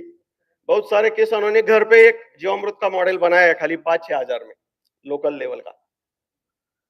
अभी हमारे यहाँ एक आए थे, उन्होंने एक अखबार में छापा था, तो उनका कहना था कि सेकंड व्हाइट रिवोल्यूशन जो आएगी वो डंग में आएगी, क्योंकि डंग बाकी जो केमिकल फर्टिलाइजर आता है वो फर्टिलाइजर नहीं लाते, हम कैंसर परचेस करते हैं वहां से। तो वो कम करने के लिए हम यहाँ से अच्छा क्वालिटी का मैन्योर बना सकते हैं। वहां पे फार्म एड मैन्योर है, प्रोम है, बोका शिखर के मैन्योर है, बहुत सारे मैन्योर हम वैल्यू एड करके वहां पे बना सकते हैं। ये हमने डायरेक्ट और इनडायरेक्ट बेनिफिट यहाँ दिखाया है कि 1000 फार्मर 5 साल में मोर देन 100 करोड़ बेनिफिट यहाँ पे फ्री हाउसिंग में मिलता है। अभी टीएमआर ये भी इम्पोर्टेंट, आने वाले दिन में किसान को हमें देना है, क्योंकि हम सोचते हैं रेसिड्यू कम आनी चाहिए, वो बीमार नहीं गिरनी चाहिए, लेकिन हमारे पास क्या सोल्यूशन है उनको देने के लिए। जैसे इजराइल में किबुत्स रहते, लेकिन हमारे इतना बड़े फार्म नहीं है कि वो टीएमआर परचेस कर सकते। तो कम्युनिटी टीएमआर जैसा होना चाहिए, वो भी फलटन में चालू हुआ है। किसान फीड्स हमारी है, सिस्टम का उनके साथ टीएमआर भी किया है, जहाँ गाय को खाली पानी पिलाना है, और पीएमआर है वह जिनके पास हरा चारा है वो दे सकते हैं और खाली ये देना है। तो इसी से भी अच्छा क्वालिटी का दूध भी आता है और गाय बीमार भी नहीं गिरती, जो हमें चाहिए। ईएम सबसे इंपॉर्टेंट है, ये इफेक्टिव माइक्रो ऑर्गेनिज्म, ये गाय को हम पिला भी सकते हैं, ये स्प्रे भी मार सकते हैं, उसी से स्मेल भी नहीं आता। बहुत सारे विजिटर जब हमारे यहाँ गोविंद फार्म में आते हैं, वो बोलते हैं कि यहाँ पे स्मेल क्यों नहीं आता। तो यहाँ पे यूजफुल बैक्टीरिया होते हैं, वो जो अमोनिया होता है उसको कन्वर्ट कर देते हैं फर्टिलाइजर में। अभी ये बायोगैस हमने लो कॉस्ट में पहले बनाया था, जो लोकल अवेलेबल है वहां से एक किसान ने बनवाया था, लेकिन फिर हमारे यहाँ एक बड़ी स्कीम आई थी। जैसे ये हमने सिस्टम बायो के साथ काम किया था, ये 40,000 का यूनिट दिया था 4,990 रुपीज में। एक साल में हमने 5,500 यूनिट बिठाए हैं अभी एक साल में, और बहुत फायदा हो रहा है। जहां जहां हम जाते हैं हर किसान बोलता है कि इसी से हमें बहुत फायदा, खाली फ्यूल में नहीं हुआ है, बहुत अच्छा क्वालिटी का स्लरी भी हमें मिल रही है। जैसे कि हम बोलते हैं कि हमें भी ऑर्गेनिक फॉडर पैदा करना है और ऑर्गेनिक वेजिटेबल्स पैदा करना है, इसी से इलेक्ट्रिसिटी भी पैदा कर रहे हैं कई फार्मर। इसके लिए भी हमने एक यूनिट तैयार किया है, वहां पे 300 का यूनिट जब हम इस इंजन को लगाते हैं तो डीजल इंजन बायोगैस में कन्वर्ट होता है। उसका भी काम अभी चल रहा है, क्योंकि बहुत सारे किसानों को इतना पैसा नहीं है 1 लाख रुपए कि वो परचेस कर सके, लेकिन 1,000 या 500 रुपए में उसको ही वो किट लगाया तो वो घर पे इलेक्ट्रिसिटी पैदा कर सकता है। जैसे बहुत सारे स्पीकर ने बोला था कि क्लीन मिल्क प्रोडक्शन के लिए हमें गर्म पानी चाहिए, ये चाहिए, तो वो कैसा ला सकते हैं, तो इसी से ला सकते हैं। अभी साल में 5,500 जो बायोगैस हमने बिठाए है, उसी से 8.5 करोड़ रुपीस इतना किसान का पैसा बच रहा है साल का एलपीजी में, और करीबन 15 लाख ट्री लगाने का काम अभी हुआ है। जैसा कि इतना सारा कार्बन सिक्वेस्ट्रेशन हुआ है 5,500 गैस जब हमने बिठाए, उसी से ये मीथेन इमिशन जो कम करने ग्लोबल वार्मिंग के लिए बहुत सारा काम इसी से हो रहा है। गोविंद कामधेनु ऊन सुधार योजना भी हमने एक चालू की है। जैसे ये क्लीन मिल्क प्रोडक्शन के लिए बहुत इंपॉर्टेंट क्यों है, क्योंकि अच्छी गाय हमें तैयार करना है कि जो कम बीमार होना चाहिए। जैसा कि मस्टर्डिस का जो हम बोलते हैं मस्टर्डिस कम होना चाहिए, वो भी इसी में हमने किया है। अभी करीबन हमारे यहाँ 7,500 2 साल में बच्चे पैदा हुए, लेकिन कोई भी किसान अभी एक भी बच्चा बेचता नहीं है। किसी के पास 10 है, किसी के पास 15 है। हम कब जब जाते हैं तो बोलते हैं बेचना है क्या, वो बोलता है ये क्यों भी बेचना नहीं है, मेरा पुराना जितना गाय है वो मैं बेचूंगा। क्योंकि बहुत सारे गाय जो अभी आए फर्स्ट ईपर, उसकी प्राइस 2 लाख 3 लाख के ऊपर गई है, क्योंकि फर्स्ट लैक्टेशन में ही उन्होंने 32 लीटर दूध दिया है कभी, इसी से जो पैदा हुए अभी उसी ने। तो ये भी सबसे इंपॉर्टेंट है ब्रीडिंग, हमें ब्रीडिंग के साथ ही क्लीन मिल्क के लिए हम अच्छा काम कर सकते हैं। अभी न्यूट्रिशन तो सबसे इंपॉर्टेंट है। साइलेज में अभी इतना सारा साइलेज करना किसानों को बोलने की जरूरत नहीं है, लेकिन क्वालिटी साइलेज सिखाना सबसे इंपॉर्टेंट है, क्योंकि अफ्लाटॉक्सिन सबसे बड़ा कल्प्रिट यहाँ से आता है। फिर जब अच्छा क्वालिटी का साइलेज नहीं होता तो अफ्लाटॉक्सिन दूध में आ सकता है इसी से। इसीलिए साइलेज बनाने में जो टेक्नोलॉजी या लोगों को देनी है वो अच्छी तरह से होनी चाहिए लो कॉस्ट में। जैसे ये पहले हमने 10 साल में किया था, बाकी जहाँ जहाँ छोटा मशीनरी भी हमने बनाया है लोगों, ये 200 रुपए में बनाया है मिल्किंग मशीन को, जहाँ से वो एयर निकाल सके। ये बड़े बड़े अभी पिट्स बनाए किसानों ने। अजोला इंपॉर्टेंट है, क्वालिटी मिल्क के लिए, जैसे उसमें ऑर्गेनिक मिनरल्स है, ये एजोला ड्राई भी कर सकते हैं। एक किसान ने एक यूनिट बनाया था 1500 रुपए में, वो उसके पास एजोला ज्यादा था, वो ड्राई करके दूसरे किसान को बेचता था। ये भी गांव के नौजवानों के लिए ये भी एक रूरल एम्प्लॉयमेंट हो सकता है। अभी use of sprout in animal diet, ये जब हम स्प्राउट खाते हैं जानवर को दिया तो क्या होगा, ये भी इम्पोर्टेंट है। इसमें हम क्या दे सकते हैं, ये यहाँ दिखाया है, उसमें से क्या मिलता है, जैसे विटामिन एंजाइम्स है, और इसी से फीड कॉस्ट कम होता है। सबसे बड़ा इंपॉर्टेंट है कि दूध का टेस्ट बहुत अच्छा आता है, इसी से गाय का कंजप्शन रेट बढ़ जाता है और इम्यूनिटी गाय की बढ़ती है, ये इंपॉर्टेंट है। ये international sprout grower association US में एक सक्सेस स्टोरी प्रिंट हुआ था हमारा गोविंद डेयरी का। हमने जब गाय को बोल रहे थे तो किसान, बहुत सारे किसान, उन्होंने भी हाइड्रो मीन्स स्प्राउट खाना चालू कर दिया था। एक एग्जांपल है यहाँ पे, 8 साल वो टैबलेट लेती थी, 11 टैबलेट दिन के, अभी 2 महीने हो गए, एक ही टैबलेट नहीं है। इतना सारा बेनिफिट किसानों को भी हो सकता है। ये ह्यूमन के लिए 200 लोगों का इंटरव्यू लिया था, उनका ये बेनिफिट है। उसके बाद हमने हाइड्रोपोनिक में भी बहुत सारे किसान हमारे हाइड्रोपोनिक करते हैं लो कॉस्ट में। ये ऐसा शेड नेट में किया है, soilless water production in 7 days hydroponic. अभी जिनके पास शेड नेट नहीं है वो सारीज का इस्तेमाल करके भी हाइड्रोपोनिक बना रहे हैं गाँव में। मीन्स पैसे के लिए रुकना नहीं है, टेक्नोलॉजी उनके लैंग्वेज में खाली होनी चाहिए, ये गोविंद सोचता है। ये देखो गांव के महिलाएं भी अभी टेक्नोलॉजी इस्तेमाल कर रही है। ये हमने अभी ये जो महिला, इनके पास खाली 2 गोट थे, पैसा भी नहीं था हाइड्रोपोनिक, लेकिन जिद्द थी करने की, लेकिन उन्होंने करके दिखाया। घर में ही जो कुछ बचा था, पड़ा हुआ था, उसी से उन्हें हाइड्रोपोनिक बनाया। उनके पास खेती भी नहीं थी, लेकिन अभी वो बहुत अच्छे काम कर रही है। ये वाटर रिसाइकलिंग दिखाया, ये ट्रे हमने बनाए थे। हमने इंडियन आर्मी के लिए भी सुंदरबनी में एक यूनिट बनाया था कि उनके हॉर्सेस के लिए, तो इसको भी वहां पे फर्स्ट प्राइज मिला था। बहुत अच्छा क्वालिटी का बना था हाइड्रोपोनिक। अभी हमने 30 जगह इंडियन आर्मी के लिए वहां पे ये यूनिट बिठाया है। अभी तवांग में वहां भी एक यूनिट चल रहा है, बर्फ में हम हाइड्रोपोनिक कैसा कर सकते हैं। बहुत सारे बेनिफिट है हाइड्रोपोनिक के। कम पानी में भी जानवरों को संवर्धन कर सकते हैं हम, जैसा ये लूज हाउसिंग है, हाइड्रोपोनिक है, उसी से बहुत सारा पानी की बचत होगी। आने वाले दिन में पानी कम रहेगा तो उसमें हम कैसा करेंगे, तो ये भी सोचना है। ऑर्गेनिक मिल्क भी हम तैयार करते हैं। ईवीएम सबसे ज्यादा मीन्स अब हम सोचते हैं कि इस्तेमाल करना है, जैसे कि पहले प्रिवेंटिव मेजर करना है, गाय बीमारी नहीं गिरनी चाहिए, और जब बीमार थोड़ी गिरती, जैसे 80% बीमारी नहीं गिरनी चाहिए, 20% बीमार गिरते हैं, तो ईवीएम और होम्योपैथी का यूज होना चाहिए। हमने गोविंद हर्बल गार्डन बनाए, करीबन 550 हर्बल गार्डन है। किसान जब गाय बीमार गिरती है, साइड में भी एक गार्डन बनाया है, वहां से वो मीन्स उठाता है पौधे, और इसी से मेडिसिन रात 11 बजे हुए तो भी वो ट्रीटमेंट करता है। ये कुछ है। ये भी बात इंपॉर्टेंट है कि जो लो कॉस्ट में है वो सबसे ज्यादा लोग पसंद करते हैं, जिनके पास पैसे नहीं और ज्यादा स्प्रेड हो जाता है।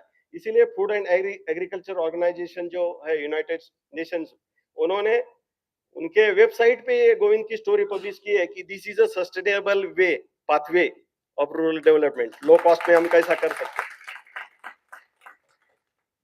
बाकी सब ये स्टोरीज हमने किताबों में छपी है, सब इसमें आई है। जैसे कि बहुत सारे किसान जब कांटेक्ट में नहीं है, वो किताबें में से पढ़ सकते हैं। Thank you.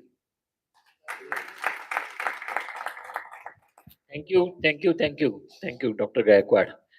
Anybody having any questions? So thank you, Dr. Gaikwad. Thank you. So now I will request our rapporteur. कौन है अभी कौन?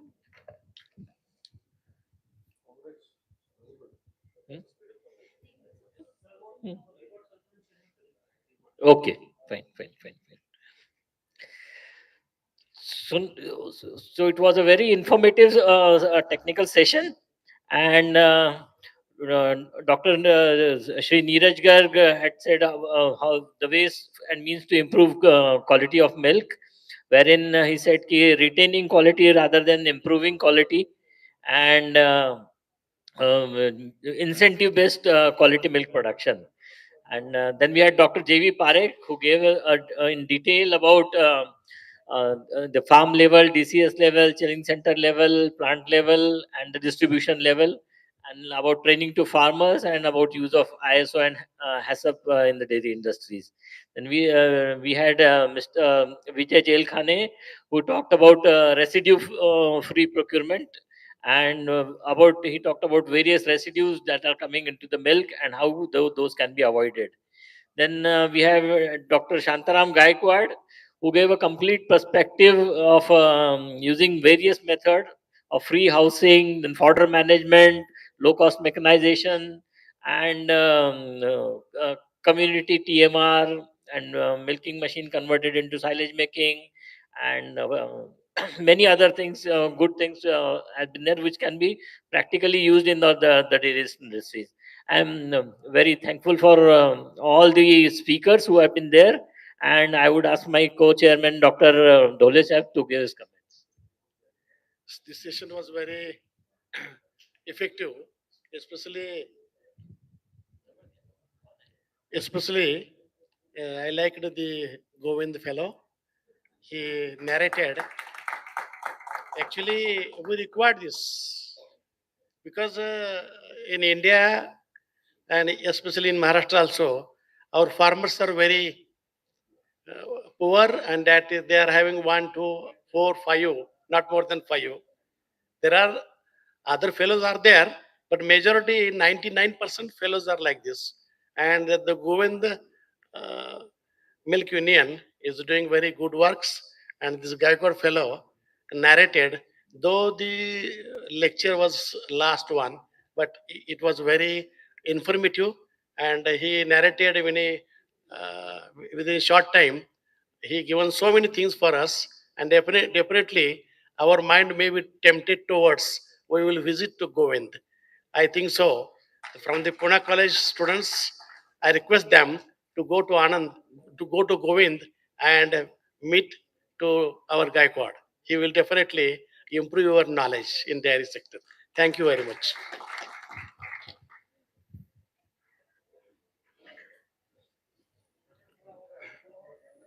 Thank you, sir. The fifth session on quality of milk is just over. Today's speaker were Shri Neeraj Garg sir, Dr. J.V. Parekh sir, Dr. Vijay Jailkhani sir, and Dr. Shantaram Gaikwad sir. All the speakers are requested, please come to the dais. Dr. Neeraj sir.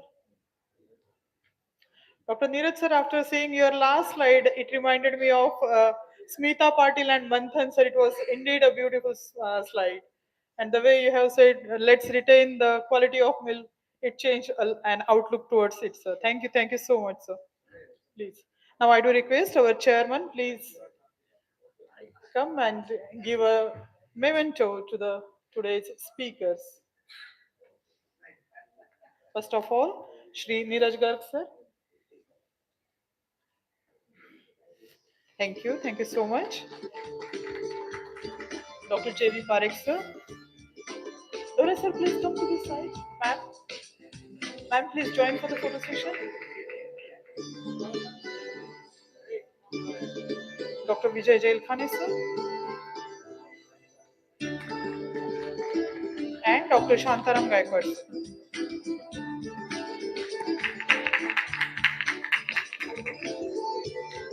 Now I do request Associate Dean Dr. Masaka sir. Sir, please come to the dais and give memento to our today's chairman, co-chairman, and rapporteur.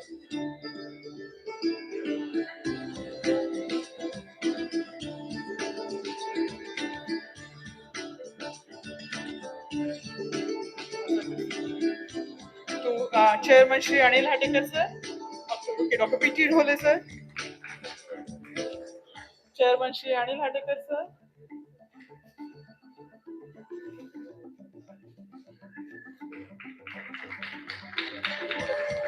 And rapporteur Miss Richi Agrawal ma'am.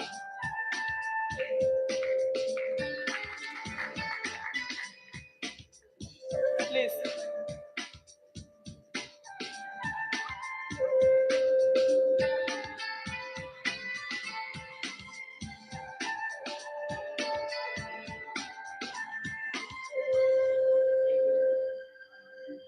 Thank you so much.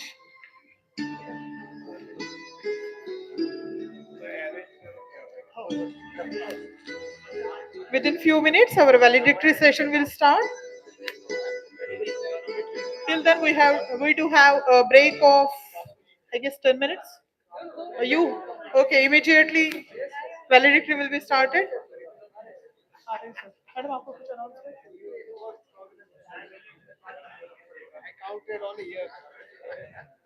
Thank you everyone. Now let us start the valedictory and the concluding session.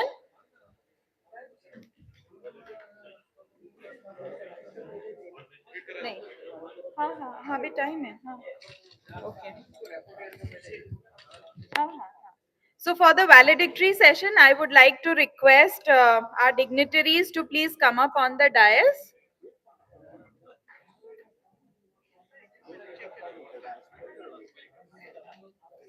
I would request Dr. J.B. Prajapati, the chairman of IDA West Zone, to please come up on the dais. Dr. J.V. Parekh, the vice chairman of IDA West Zone. Dr. J.V. Parekh, Parekh sir.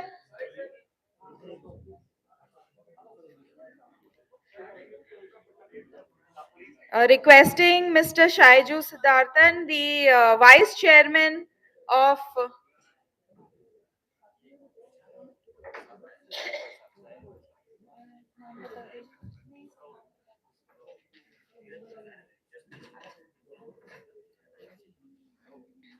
तब तक बाकियों को बुला लूं.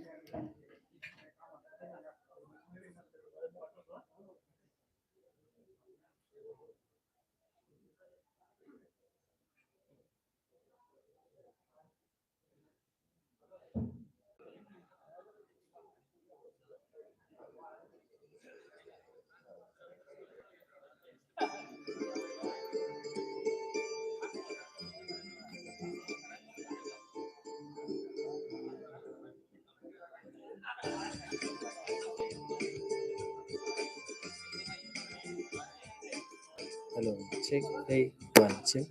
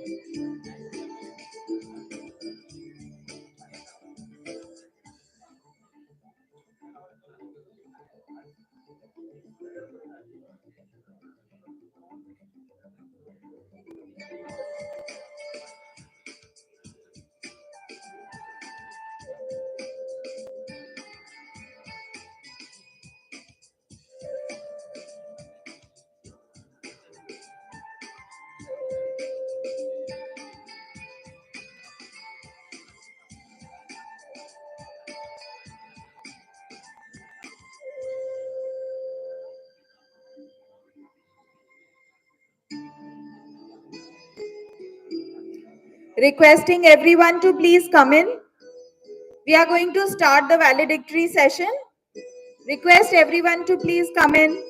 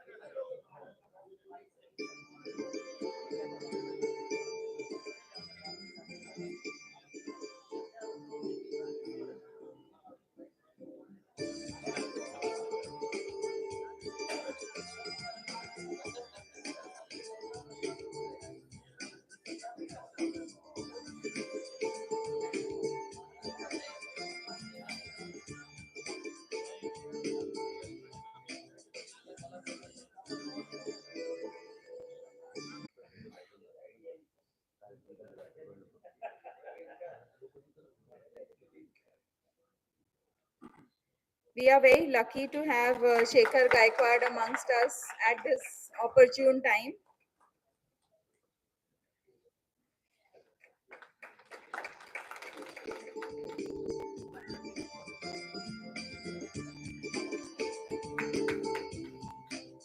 So to take this session forward, I would like to call on the rapporteurs of each of the technical session to present their report very quickly.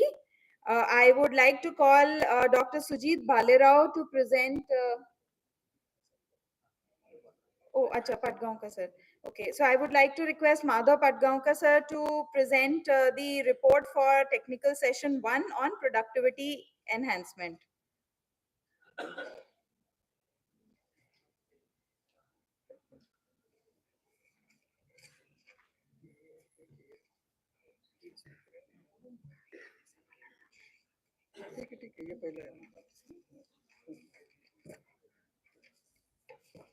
Hello, good evening everyone. In technical session 1, there were 3 speakers, Mr. Thomre, Mr. Heman Kadam for BIF and Mr. S.P. Verma from Rajkot. Productivity enhancement has been conducted under the chairmanship of Alok Juneja. Then rapporteur was D.S. Chavan. Actually, in his place, I am doing this work. This Heman Kadam from BIF Pune presented assisted reproductive technologies for increasing milk production in dairy animals. He thoroughly discussed about the success of artificial insemination, introduction of embryo technology, synchronization of estrus. He also depicted role of sex-sorted semen in production of high-producing animals, high-producing females with high genetic merits and lowering down emission of CS4. At last, he has given about idea about genomics in animal breeding, which will helpful for selection of bull at early age of the future generation. Mr. Second speaker was Dheeraj Kankhare from ICRTC Pune, narrated about the strategies and practices of IRCTC, which we have seen yesterday evening for sustainable and conservation of indigenous cattle farming. He thoroughly explained the activities run by ICRTC Pune and their success in establishing Sahiwal Club of India and its contribution in upliftment of farmer status. Third speaker was SP Sharma, who is from Rajkot, have touched the new area of gobar utilization of animal bioproducts, biogas fertilizer, management and production of nanocellulose, nanolignin from cow dung and its use in industrial revolution in future. He also depicted that use of this technology will increase sustainability of dairy farm in changing climatic scenario. All this at this session, at this session, chairman elaborated the theme of the conference, smart and sustainable dairy farming, and first session concluded at this stage. Thank you, Madhav sir. Now I'd like to call upon our rapporteur for technical session 2, innovations, Dr. V.N. Narvade, senior scientist, to please help us take a stock of the technical session 2. Thank you, ma'am. Myself, Dr. Vishnu Narode, rapporteur for the technical session 2, that is innovations. In all, 7 speakers were presented their lectures on different topics. And for this technical session 2, chairman was Mr. Arun Patil, Vice President IDA. Then co-chairman was Mr. Vinit Shah, ex-Lactalis. The first lecture was presented by the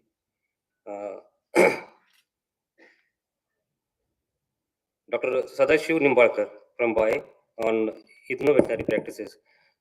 BAE has documented innovative medicines for 14 ailments such as endo and ectoparasites, mastitis, etc., and approach in documentation and evaluation, strengthening, and establishment of database on medicinal plants use. Second lecture was presented by Mr. Arshad Sirashia, product manager from Prompt, that is on innovation, sustainable solutions for instant milk chilling at source for improved milk quality. He has highlighted the benefits of early chilling of milk, over quality retention, and milk spoilage, and importance of temperature and time while chilling of milk. Third lecture was presented by Mr. Divesh Bhutala, product manager from Prompt Equipments. Technological advanced lecture was presented by Mr. Bhatnagar, Everest instruments, innovations in milk quality control. He has given emphasis on innovative and advanced approach to ensure milk and milk product quality. Highlighted products like Milk Analyzer, Fat Scan Pro, Fusion Pro, and Cloud Server, FTNR Feed Analyzer, and Glutomatic System, etc.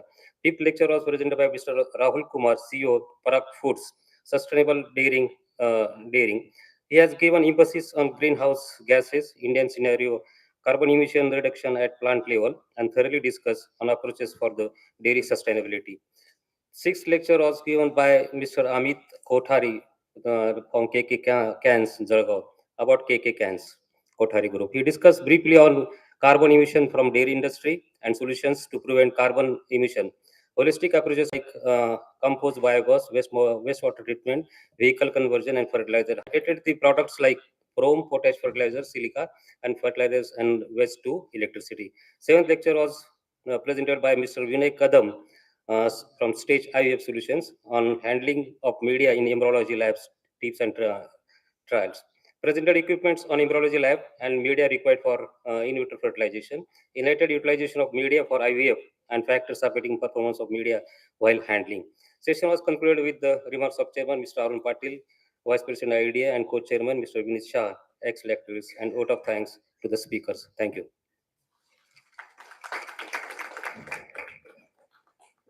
Thank you, sir.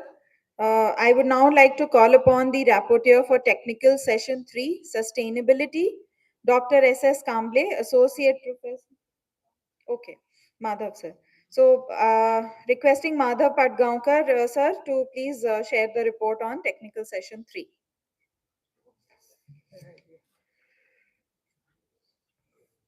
Hello. Technical session subject was sustainability. It was chaired by Dr. J.V. Parekh, co-chaired by myself and rapporteur Dr. S.S. Kamble. There were 4 speakers. First speaker, Mr. Victor Kauthale from BIAF. He elaborated he discussed about the India faced occasional challenges in forage and feed availability due to factors like climate conditions and agriculture practices. So he explained the various systems and which benefits and he elaborated scope of improvement which help to address the issues and the effective utilization of forage and utility. Second speaker, Mr. Bhupendra Fonda, NDDB, his subject was reducing carbon footprints in dairying. Strategies for mitigation of reduction in carbon footprint of milk varies with the type of dairy production system. He elaborated that in India, combination of following 5 strategies would help to reduce carbon footprints. He discussed in length feed management practice, manure management practice, animal husbandry practices, energy management, scientific fodder production. Overall, adoption of available good practices by farmers would help reduce carbon footprint of milk between 25 to 30%. Further, farmers can contribute to improve dairy sustainability if supported through favorable policies, incentives, and climate finance. Third speaker was Dr. KB Pratap from NDDB. His subject was manure management for sustainable dairy farming. He talked about decentralized biogas, experience of NDDB Mrida. It's then manure value chain, dung-based energy for industry, benefiting dairy farmers and environment. He highlighted in way forward the biogas is the future with effective management of cow dung. Fourth speaker was Dr. Vikram Jani. His subject was management of AH by homeopathy. He talked about the global threat of antibiotic resistance and antibiotic residue in milk, use of homeopathy at Amul dairy, not an alternative but as regular system to treat dairy animals. Amul dairy implemented homeopathy first time as a holistic approach by any cooperative in India, which contribute veterinary as well as public health by reducing antimicrobial uses to mitigate antimicrobial residue in milk and antimicrobial resistance. He shown the data how effective is homeopathy and affordable bar to the farmer. Thank you.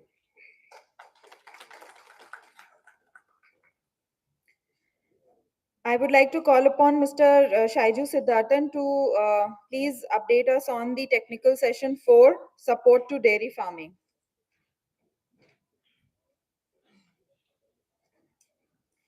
Good evening. The technical session 4 the subject setups, and he gave us shades, feeding managers, grooming brushes, sprinklers, dung loader, water facility, organic manure, etc., etc., etc. And then he also told us that dairying is not just about milk, it is about dung. That is going to be the new mantra of the industry, and how we can use effectively the microorganisms and the low cost equipments or low cost technologies to utilize all that is being produced by the cattle. So this is what we saw in technical session 5 in an end-to-end method, where one mantra that came out was that we need to maintain the quality of milk, because once the cow has given milk, then we cannot improve what has come out. We just need to maintain it to get the best out of the milk. So let me take you to the next very interesting section, which probably a lot of you must be waiting for. And those are the prizes for the poster presentations that you have been observing in the last 2 days. We have had poster presentations in two sections. One is session 1 and the other is session 2. One was based on the animal basically production, and the other was on processing. So session 1, let me call upon the I would request our guest today, Mr. Shekhar Gaikwad, to please help us distribute the awards to the winners. Third winner for session 1, IDA 1040, preparation of Shrikhand, Tulsi with Tulsi leaves extract, Andurkar NN, Shinde 80 and Sunavne SR.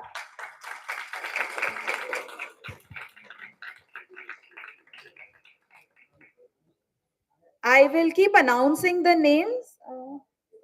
The second winner is IDA 1065, sensory quality of red pumpkin barfi, Dr. KD More, KK Wag, AC, Nashik.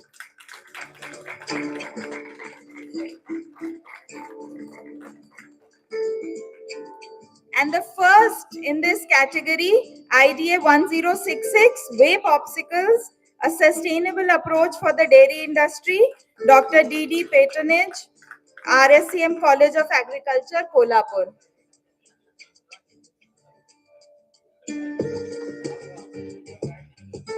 ओ ये guide का नाम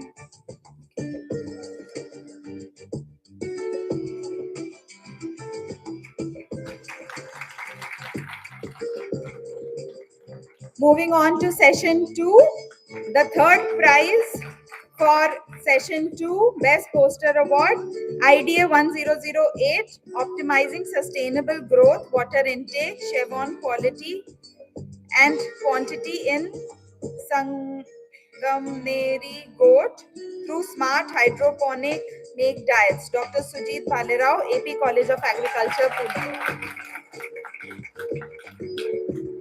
The second position goes to IDA 1071, multivariate analysis of conformation traits in conjunction with production traits in hardened crossbred cattle, Dr. C.S. Patil, Animal Genetics and Breeding, Haryana. And the first prize for the poster session 2 goes to IDA 1001, anti-nutritional factors, influence on growth, methane production and nutrient utilization in growing calves, Bhosle TR, Agriculture College, Muktai Nagar.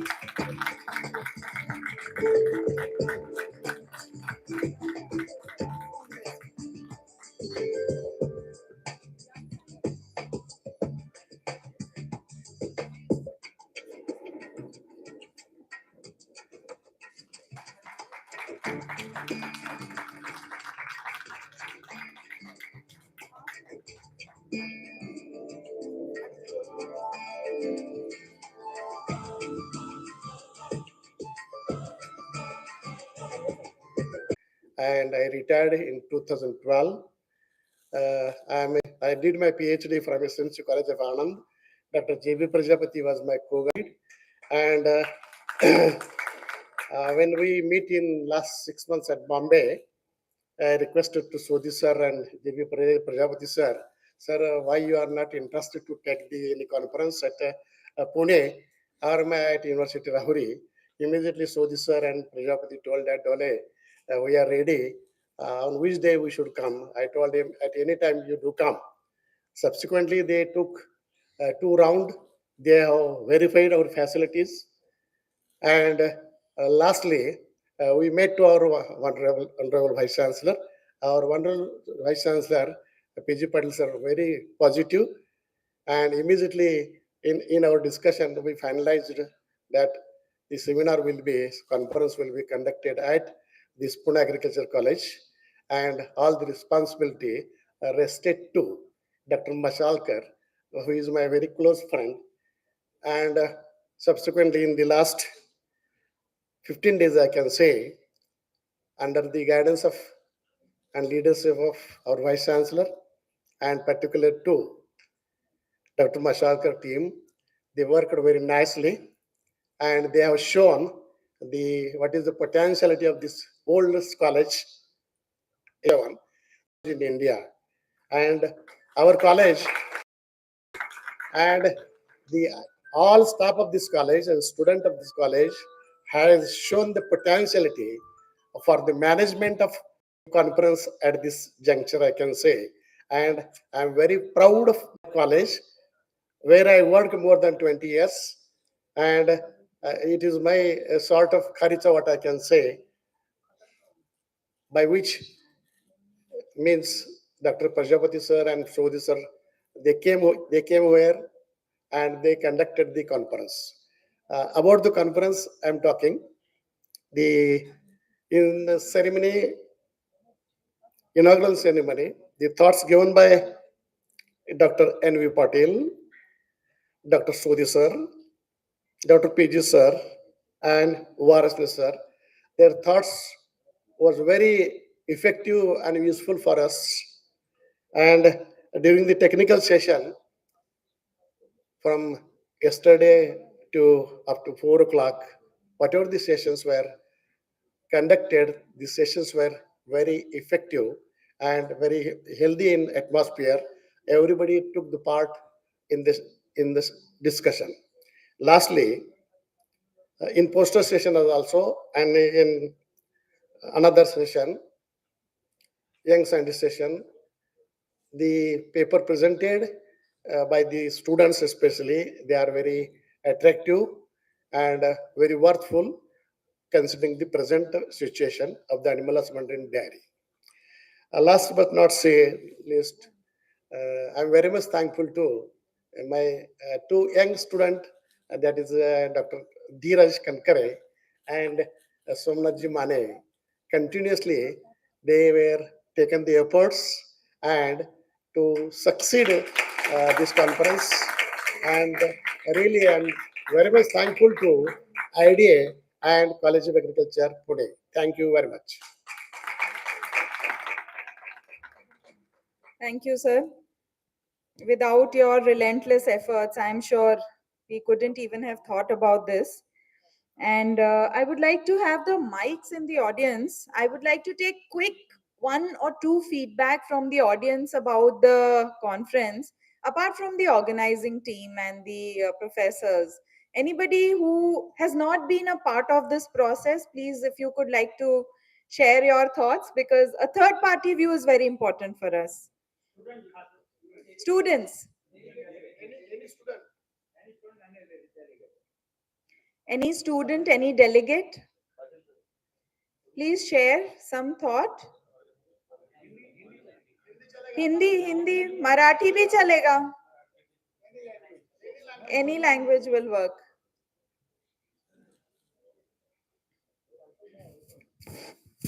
Good afternoon to respected seniors and sirs and all the students present here. My name is Shreya Shah and I'm the student of BSc Agriculture, College of Agriculture, Pune. According to our respected AR sirs, uh, excuse me, according to sir's request, here we have put a stall on our Fully Bakers, which was established the very last year in the month of May. and we have actually addressed people about the benefits and the types of products our bakery has produced. And apart from that, instead of using all purpose flour, we have incorporated Can I please pause you for a moment? Please share the feedback on the conference. We saw your stall. We all know about it. We've eaten your products. Quickly tell us about the conference. This conference was very good, and actually this was a very good learning experience to the students as well as all the reputed directors, sirs. And this was a very enjoyable conference also, because there were many interactive things such as poster making competitions, and we learned a lot from this great national conference, enabling students to know more about the national level apart from going from the state level. Thank you very much. Thank you, Very everyone. nice. Anyone else? Uh, Good evening, all of you. I am Purnima Bhosle. I am from VIIT College. So, coming from tech background, I have like no knowledge about this field. But this conference gave us chance to present our paper here. So it was basically ML based paper, and the panelists was so interesting. Like they gave us so much inputs about what we can do in future. So it was a lot of learning, and it is quite inspiring for us, like for young students, to come up with these research papers. So thank you for conducting this sort of national conference on this sort of subject, because it is like not known subject and smart and sustainable All dairy right. farming. Thank you. Thank Thank you, you. everyone. Anyone from outside the campus? Yes. Hello. Good evening, everyone. Myself, Chaitanya Shane. I'm from College of Agriculture, Dapoli. I have just now admitted before 2 months in MSc Agriculture, Dairy Science subject. So I had no idea about this. Means how that research work goes, articles and all. So I have got something new that I can focus on, that I can get into research. So next time I come, I will present here, and I will get some awards for sure. And thank you. All right. One quick, I think somebody at the back had one feedback. Last one, please. Thank you. Myself, Nagendra Mole from College of Agriculture, Latur. This conference helped, we came to know from this conference very new subjects for research, and with this conference I provided the platform to express our research, whatever the thesis subjects or research there. For that I am very express my gratitude for the all organizers and the IDA. Thank you very much. Thank you. Thank you. Thank you for all the wonderful feedback, and we hope to continue this tradition that has been started. I would like to now call upon our guest for the evening, Mr. Shekhar Gaikwad, who's the ex-commissioner sugar, and of course your president of your alumni association, to please come and address us and share his thoughts.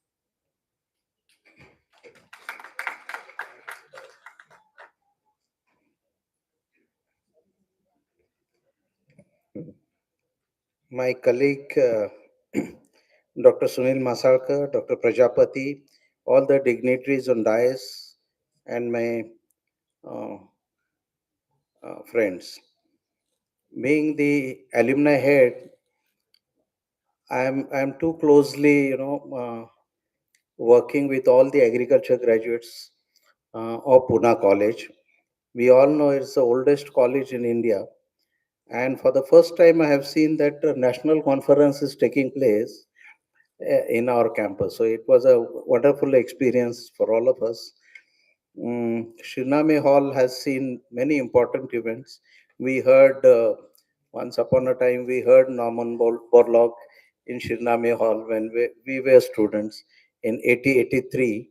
I think all the technical sessions, as we learn, they were very thought provoking, and students must understand that this is how the national conferences are held, where you talk about sustainability, you talk about future roadmap for the industry, where do we stand in technology, and that is very important. And that is why we see a participation from Hisar to Amol to all the private industry, cooperative industry. So far, I was leading the sugar industry of Maharashtra, and during my tenure only, we became the world leader in sugar production. Maharashtra almost reached third place in the world in sugar production in 21-22. So 2021-22's sugar production of Maharashtra was much higher than China, Russia, Australia, Thailand, and entire Europe. So like dairy industry, sugar is such a sector where I could work very closely with cooperatives and private. Of course, ours is a very unique kind of dairy industry where milk is produced by the smaller farmers as compared to all very large farms in Europe. And there had been turmoils. There's talk about A2 milk. There's talk about so many things happening worldwide. We are now ultimately the key word being talked about in all the sectors is sustainability, right? Like I had to face this debate many a times as sugar commissioner, food versus fuel.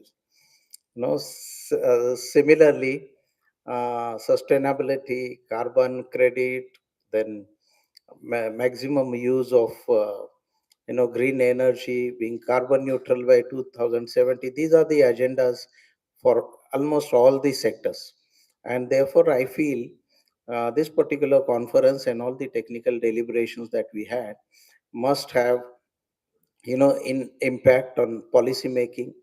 We also we can attract youngsters, especially those who have recently entered into agriculture colleges or those who have opted for MSc agriculture in dairy science. Probably they can go into all the details of what has been debated over last 2 days, because that would probably decide their future course of action, and particularly the sector in which they must find some scope in the coming days. So as alumni head also, I am very thankful to all the scientists, especially uh, Indian Dairy Association and its board members who took a lot of efforts, being very supportive this particular venue. And Mr. Mane and his colleagues must have taken a lot of efforts, because any one national conference takes a effort of at least 40-45 days. It's a long process, I know. Therefore, I wish this conference a great success. Thank you. Thank you, sir. In fact, yes, this is what I was going to talk about. कि हमारे किसान ही नहीं, हमारे students agriculture के, हमारे professors, हमारे team इतने humble हैं कि वो कहते हैं कि हमें नहीं नहीं हमें पीछे ही रहने दो, बट काम इतना करते हैं पीछे में। सर, 2 शब्द तो बनता है। Well, good afternoon. Am I right? Or good evening? Anyway, good evening to everybody. And this was a great success, I should say, because whatever comment I have heard from everybody, and the credit goes to IDA, then credit goes to College of Agriculture, Pune. The credit goes to 2 stalwarts from our department, that is Dheeraj Kankhare and say Mane. Of course, the idea started 4-5 years back when Maneji started this Deshi cow, and the concept he actually realized after 4-5 years. That was not an easy job, but he did it, and that was well supported by Dheerajji and all his team. I should first congratulate them that they have brought this project to this level, which has been recognized all over India. And probably then the devotion, you'll not understand the devotion, you'll not probably imagine the devotion that these 2 people have shown. Many times I feel that why their wives are with them, because early in the morning they are there, late in the evening they are there, I don't know when they are sparing time for their counterparts. But I'll pray God that their partners will be with them throughout the time. I'm sure, because all the times whenever Maniji asks for anything to me, he says that you don't do it for yourself. ये तो गाय की कृपा होगी आप पे, आपका अच्छा होगा, आपका भला होगा, नहीं करोगे तो आपका बुरा होगा. So I don't have option. I really don't have option to say no to that probably. But before means behind that, it's a reality that whatever we do, we get blessings from the desi cows, and that is really true. Because many people have just experienced those things. One of my relative had a lot of problem with his eyes, nose. He never used to sleep with two nostrils open. But when he tried that ghee, absolutely he now doesn't have any problem. So absolutely there are certain things one has to understand, one has to realize, and unless and until we have faith in that, unless and until we realize those things, we are not going to have confidence in those things. And let us bring confidence in people that this is the only solution in future for the people of this country. So I will not take much time because I am also in hurry. They are also in hurry. You are also in hurry. So I know that I can speak for a long time, but I don't want to do that. And not before thanking IDA, not before thanking my staff. And it's not only the dairy staff, but the whole college staff with students. They contributed, and they were more than sincere enough to see that this conference was a great success. It's you may say that being head of this institute, he is so confident to say that it was a success. But every time I was asking one or the another fellow, how was it? I don't know, I don't remember your name, but he was also saying that it was excellent from all these sides. So that confidence I get because of the feedbacks I get. So thank you, everybody, and let us have all these type of functions every year. And IDA is going to finance us all the times. IDA is going to have faith. IDA is going to have faith in us all the times.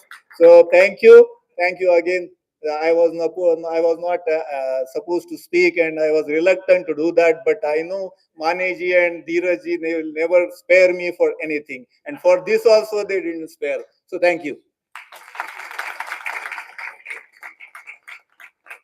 Thank you Mashalkar sir. मैं तो ये कहूंगी कि भारत एक कृषि प्रधान देश है और हम सबको ये पता है, लेकिन अब समय आ गया है कि हम सब इस चीज को ओन करें और सामने आए और लोगों को दिखाएं कि हम भी बहुत प्रगतिशील हैं. जो हमारे एग्रीकल्चरिस्ट हैं, हमारे किसान हैं, वो सब बहुत ही एडवांस्ड हैं, जिससे कि कभी भी कोई किसान का बच्चा ये ना सोचे कि अरे मुझे खेती नहीं करनी है, मुझे जाके आईआईटी में पढ़ना है. उसको खेती करने में इतना प्राउड फील होना चाहिए. और इस चीज का ओनस आप सब पर है कि आप इसको किस तरह से पोर्ट्रे करते हैं, किस तरह से दिखाते हैं कि आप ही इस देश के बुनियाद हैं. और इस कॉन्फ्रेंस के कंक्लूडिंग रिमार्क्स अब देने के लिए मैं इनवाइट करना चाहूंगी हमारे आईडीए वेस्ट जोन के चेयरमैन डॉक्टर जेबी प्रजापति को. सर प्लीज अपने थॉट्स शेयर कीजिए.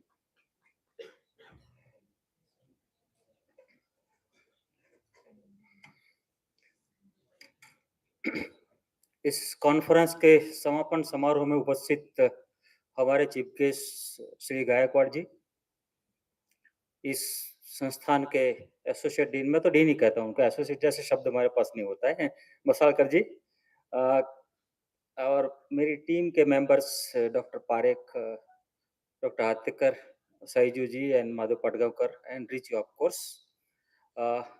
और इस समारोह के जो शिरमोर है वो हमारे दो पिलर्स धीरज कनखरे एंड सोमनाथ माने जी, और आप सब जिसके बिना एक कॉन्फ्रेंस संभव नहीं हो सकती थी. कॉन्फ्रेंस का बीजारोपण धीरज जी ने वो अपने बॉम्बे के प्रोग्राम में किया था. जब उन्होंने आके मेरे को गणेश जी का नोट दिया कि अपना सेंटर पढ़ा, तब मैंने बोला देसी गाय जैसा है। तब मैंने वासने साहब को याद किया क्योंकि वो भी बात बता चुके थे मेरे को। अब तब मेरे को पता नहीं था कि धीरज जी का कद कैसा होता है, तो मतलब ठीक है करेंगे, मगर at least we have to start from wise answer, ऊपर से नीचे आना चाहिए। तो मैंने कैटलिस्ट ढूंढा कि कौन बात कर सकता है, then he was Parshuram Tukaram Dhole, क्योंकि ये हमारे बहुत बड़े पिलर है and I am very much thankful to him कि मेरे से उम्र में बड़े हैं मगर मेरे को बहुत रिस्पेक्ट देते। मैंने थोड़ा पढ़ाया होगा उनको, ऐसा नहीं कि नहीं पढ़ाया, but he is 10 years Elder than me. But और आनंद के सब दुख वो भूल गए, क्योंकि आनंद में जब पढ़ाई की तो साहब he was on deputation for PhD, और पीएचडी के लिए प्री रिक्विजिट करना पड़ता है, वो फर्स्ट ईयर स्टूडेंट के साथ उनको क्लासेस पढ़नी पड़ती है, और इतने सिंसियरली पढ़े कि he retired from a top position in the university. तो thankful to you Dole ji. तो ये सब इनिशिएशन हुआ और फिर तो मोमेंटम आ गया, और इसको अच्छी तरह से एग्जीक्यूट करने में ये पूरी टीम बहुत ही दिल लगा के काम किया।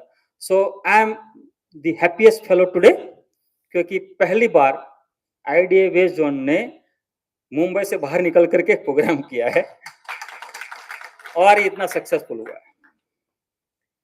कोई भी कॉन्फ्रेंस होती है तो कुछ प्लस होता है, कुछ माइनस होता है, सब that is always there. Plus point मेरे को इधर ये ज्यादा लगा कि इधर इन्वॉल्वमेंट आपका बहुत हार्ट टू हार्ट था। सब देखो एग्रीकल्चर कॉलेज है, मेरे को पहले डर था क्योंकि दूसरे सब स्टेट में क्या हो कि जब दो यूनिवर्सिटी हो गए ना कि वेटरनरी एनिमल हस्बेंड्री अलग निकाल दिया, एग्रीकल्चर अलग किया, तो कहीं तो दुश्मन हो गए एक दूसरे के। But you are a part of the system, और आपके हर एक डिपार्टमेंट ने, हॉर्टिकल्चर हो या दूसरे कोई department, they have taken active interest in that. ऐसा नहीं कि भाई ये उनका सेंटर का प्रोग्राम है, उनका डिपार्टमेंट का तो वही करेंगे, ऐसा नहीं है। I have seen active participation of all the departments.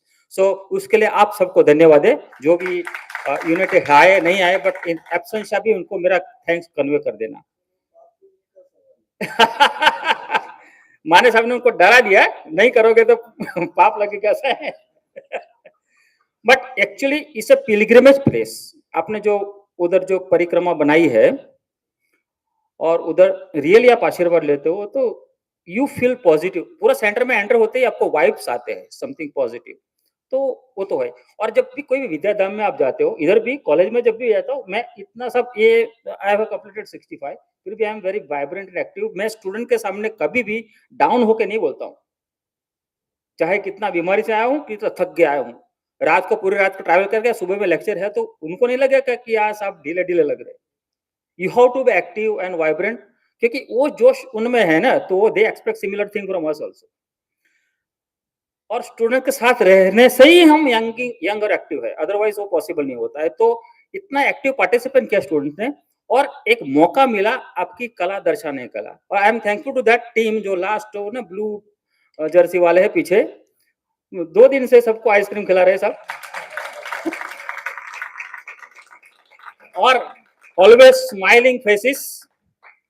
ये बेकरी वाले इधर शायद बहुत अच्छा सेलिंग हो गया आपका।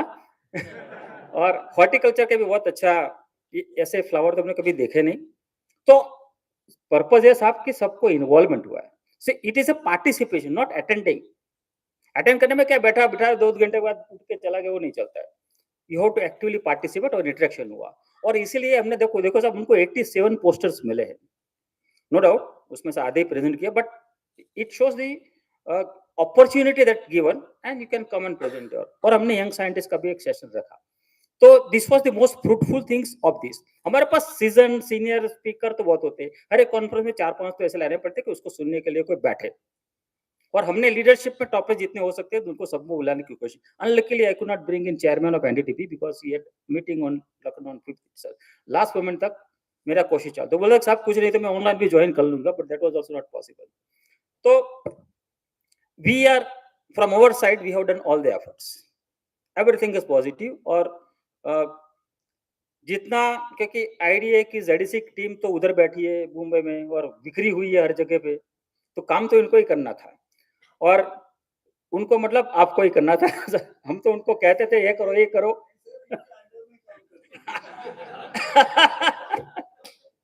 बट ऐसा डीन और प्रिंसिपल मैंने कभी देखा नहीं कि इतना इतना मिक्सिबल नेचर है। और पहले दिन भी उनका मैं पिछले लाइन में बैठूंगा, आगे नहीं बैठूंगा। तो एक फ्रेंड जैसा उनका एक्चुअल एक्शन है और काम भी है, तो तब ही काम बहुत ज्यादा होता है साहब।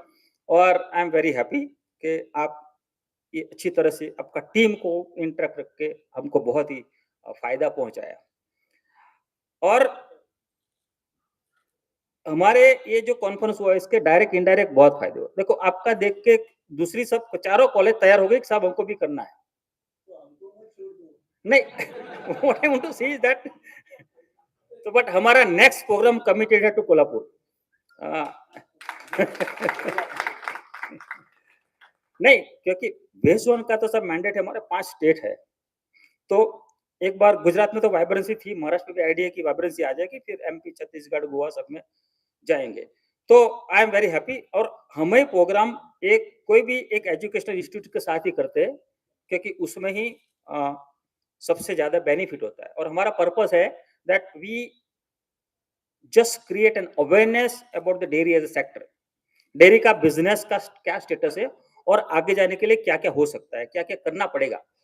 और ये नेक्स्ट जनरेशन को जब तक बताएंगे नहीं तब तक पर्पस सर्व नहीं होता है। इसलिए स्टूडेंट्स को इन्वॉल्व करना पड़ता है, because they will be the बाद में वही कोई इंस्टीट्यूशन का हेड बनेगा, कोई डेयरी का या कंपनी का सीईओ बनेगा and decision he has to take. तो वो जानेगा कि भाई हमको सस्टेनेबल फार्मिंग करने के लिए क्या क्या जरूरत पड़ेगी।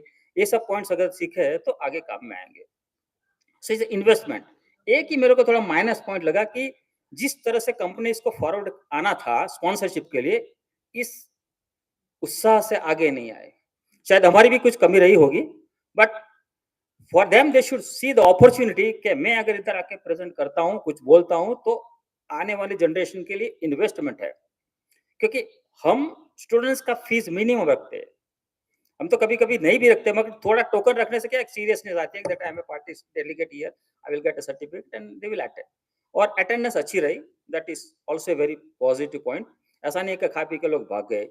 ज्यादातर जो दूसरी कंपनी से आते हैं, डेयरी से आते हैं, घूमने के वजह से आते हैं, तो खा पी के फिर भाग जाते हैं और ढूंढना पड़ता है कि ऑडियंस कहाँ है। But here I was very happy that हर एक सेशन में फुल ऑडियंस था। इसलिए साहब हमने ज्यादातर क्या होगा, जब कॉर्पोरेट का मीटिंग होता है तो हम दूर रखते हैं कि उधर बाहर कहीं जाने की जगह ही नहीं है, compulsorily you are locked inside the wall.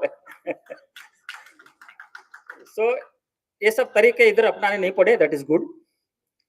और नहीं तो बाकी तो अगर आप नहीं आते तो फिर मसाल के साथ डंडा लेके आ जाएंगे, चलो बैठ जाओ आके क्लास में। तो ये सब हुआ और बहुत ही अच्छा हुआ। अभी बस एक काम बाकी है कि इसमें जो भी 4-5 पॉइंट एज ए रिकमेंडेशन निकलते हैं, वो अपना पूरा रिपोर्ट तो इंडियन डेयरीमैन में छापेंगे, हमारे वेबसाइट पर भी आ जाएगा 1-2 दिन में। But that you want to send it to ministry of animal husbandry and dairying कि एक कॉन्फ्रेंस की फलश्रुति ये है and this is what we recommend. It will go as a recommendation of the conference to that. पहले में जो सुधीर साहब ने पॉइंट बनाया था कि भाई आपका जो प्रोग्रेस होता है डेयरी में, उसको आप इन्फ्लेशन मत गिनो। जैसे गाड़ी का प्रोडक्शन, कार का प्रोडक्शन हुआ तो बड़ा कहते हैं प्रोग्रेस, प्रॉस्पेरिटी मानते हैं। और दूध का प्रोडक्शन बढ़ गया और मिथेन बढ़ गया तो बोलता है कि ये तो डाउन जा रहे हैं। ऐसा नहीं होना चाहिए। So the attitude of the policy maker should change. वही हमारा पहला रिकमेंडेशन होगा सर।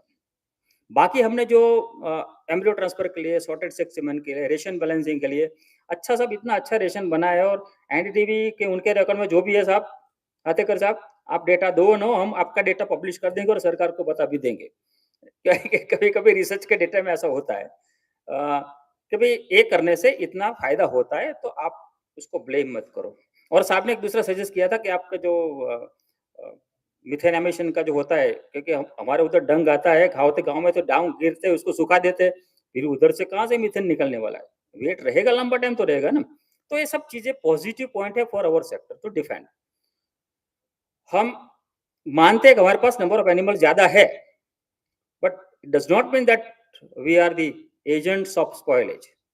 तो that we have to always defend. Anyway sir, बहुत बातें हो गई।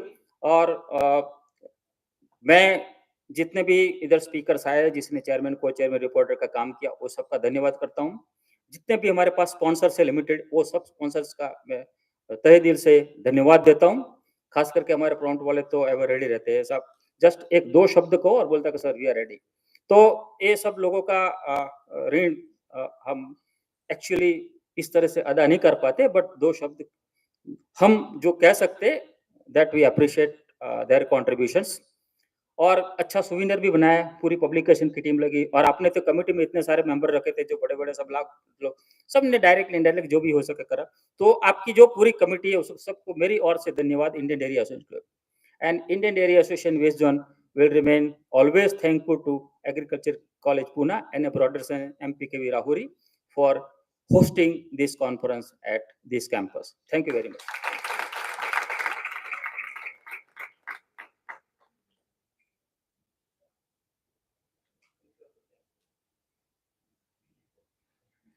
Sir thank you. आपकी विजनरी लीडरशिप की वजह से हम लोग इतनी सारी एक्टिविटीज कर पा रहे हैं, और जो मॉडल है इंडस्ट्री और एकेडमिया को साथ में ब्लेंड करने का, जिसमें स्टूडेंट्स इंस्ट्रूमेंटल होते हैं, वो सबसे ज्यादा इफेक्टिव मॉडल है।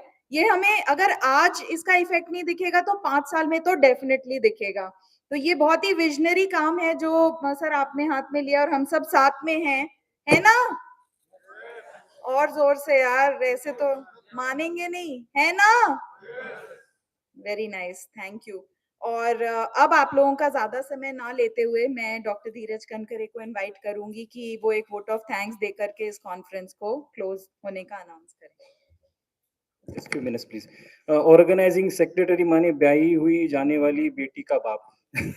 तो कोई नाराज न हो, ये मेरी तरफ से सबको थैंक यू बोलता। Big thank you to today chief guest mister Shekhar ji Gaikwad, ex commissioner of sugar, government of Maharashtra. Thank you sir, you all the time blessing are with us, for sparing your valuable time. Thank you to Indian Dairy Association, Dr. Prajapati sir, and the whole team. I'd like to share just one moment that all the time, for finalization of all guest speakers, there were 10 drafts, technical session, conference guest speakers, guest draft 1, draft 2, draft 3. It was 10 draft. I think sir 5 दिन पहले 10वां draft आपने mobile से करके भेजा। So just want to share with you how it goes like this. So 10th वाला final हुआ draft, क्यों कोई बोलता है हाँ, कोई ना बोलता है, फिर वो कंफ्यूजन होता है। It was there. Dr. Parik Saab, the Vice Chairman of Indian Dairy Association, so you are always motivating us all the time. बहुत अच्छा हुआ, बहुत ठीक हुआ, all the time we are asking you your feedback, so it's really valuable. Shaiju Saab, the young and dynamic all the time, he's running like anything in other conferences, and he's also with us with his positive views. Thank you, sir.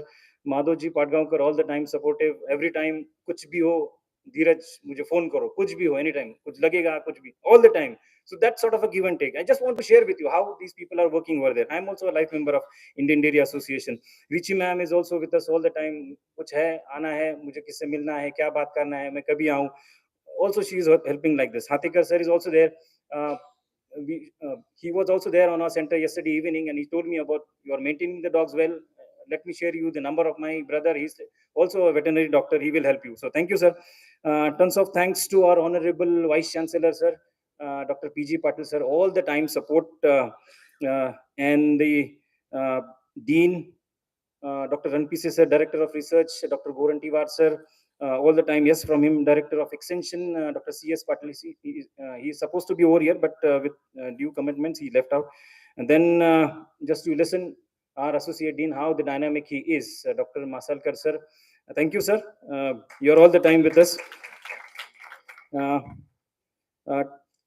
This is, then, मैं भूल न जाऊं, Dr. Somnath Mani, sir, all the time, he is with us and asking me to, if something is there or not.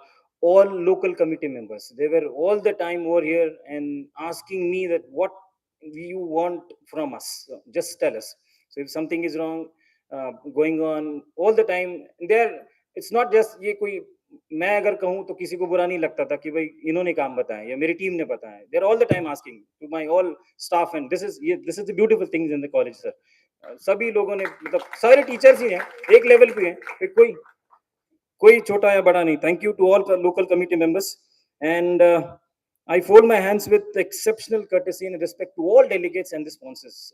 It would have been not possible from your side, and Agriculture College, Pune, all professors, ex-professors, my all team, they work literally day and night. The war, एक हमें associate dean साहब ने ये हमारा department 2.5 kilometre आगे है, लेकिन इस बिल्डिंग में हमें सर ने एक ऑफिस दिया, एक छोटा सेमिनार हॉल भी सर ने दिया है, तो उसका नामकरण कई हमारे अलग लोकल कमेटी ने वॉर रूम कर दिया है, कि वॉर रूम 12-1-2 बजे तक खुली रहती थी पिछले 2-4 हफ्तों से। सुजीत और सारे काम कर रहे हैं, तो इट वाज वंडरफुल। मतलब वॉचमैन कभी चाबी ढूंढने को मुझे लगता था 1-1 घंटा लगता था, but war room is continuously open, all everyone they are named as a war room. Thank you everyone for giving your valuable time for 2 days and participating. Thank you very much. Thank you.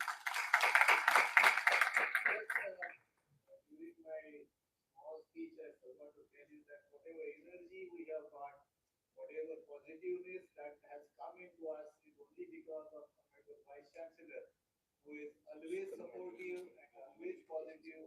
And they always say that we go forward and we don't have any problems in doing anything and everything. Thank you. Thank you for और धीरज sir की तरफ से मैं ये भी कहना चाहूंगी कि अगर इसके ऑर्गेनाइजेशन में या पूरे प्रोसेस में आपको कोई तकलीफ हुई हो या कोई कमियां रह गई हो, तो हमें एक्सक्यूज कीजिए, हमने अपनी तरफ से पूरी कोशिश करी जो हम बेस्ट कर एंड हमारी नेक्स्ट कॉन्फ्रेंसेस भी अनाउंस्ड हैं already. So March 3, 4, 5, you will find the DIC, which is the Dairy International Conference, which is happening in Hyderabad. And also we have an inter-dairy which is going to happen, which will happen on 5 to 7 December next year. So ऐसी बहुत सारी conferences होती रहती हैं. Do keep connected. Thank you.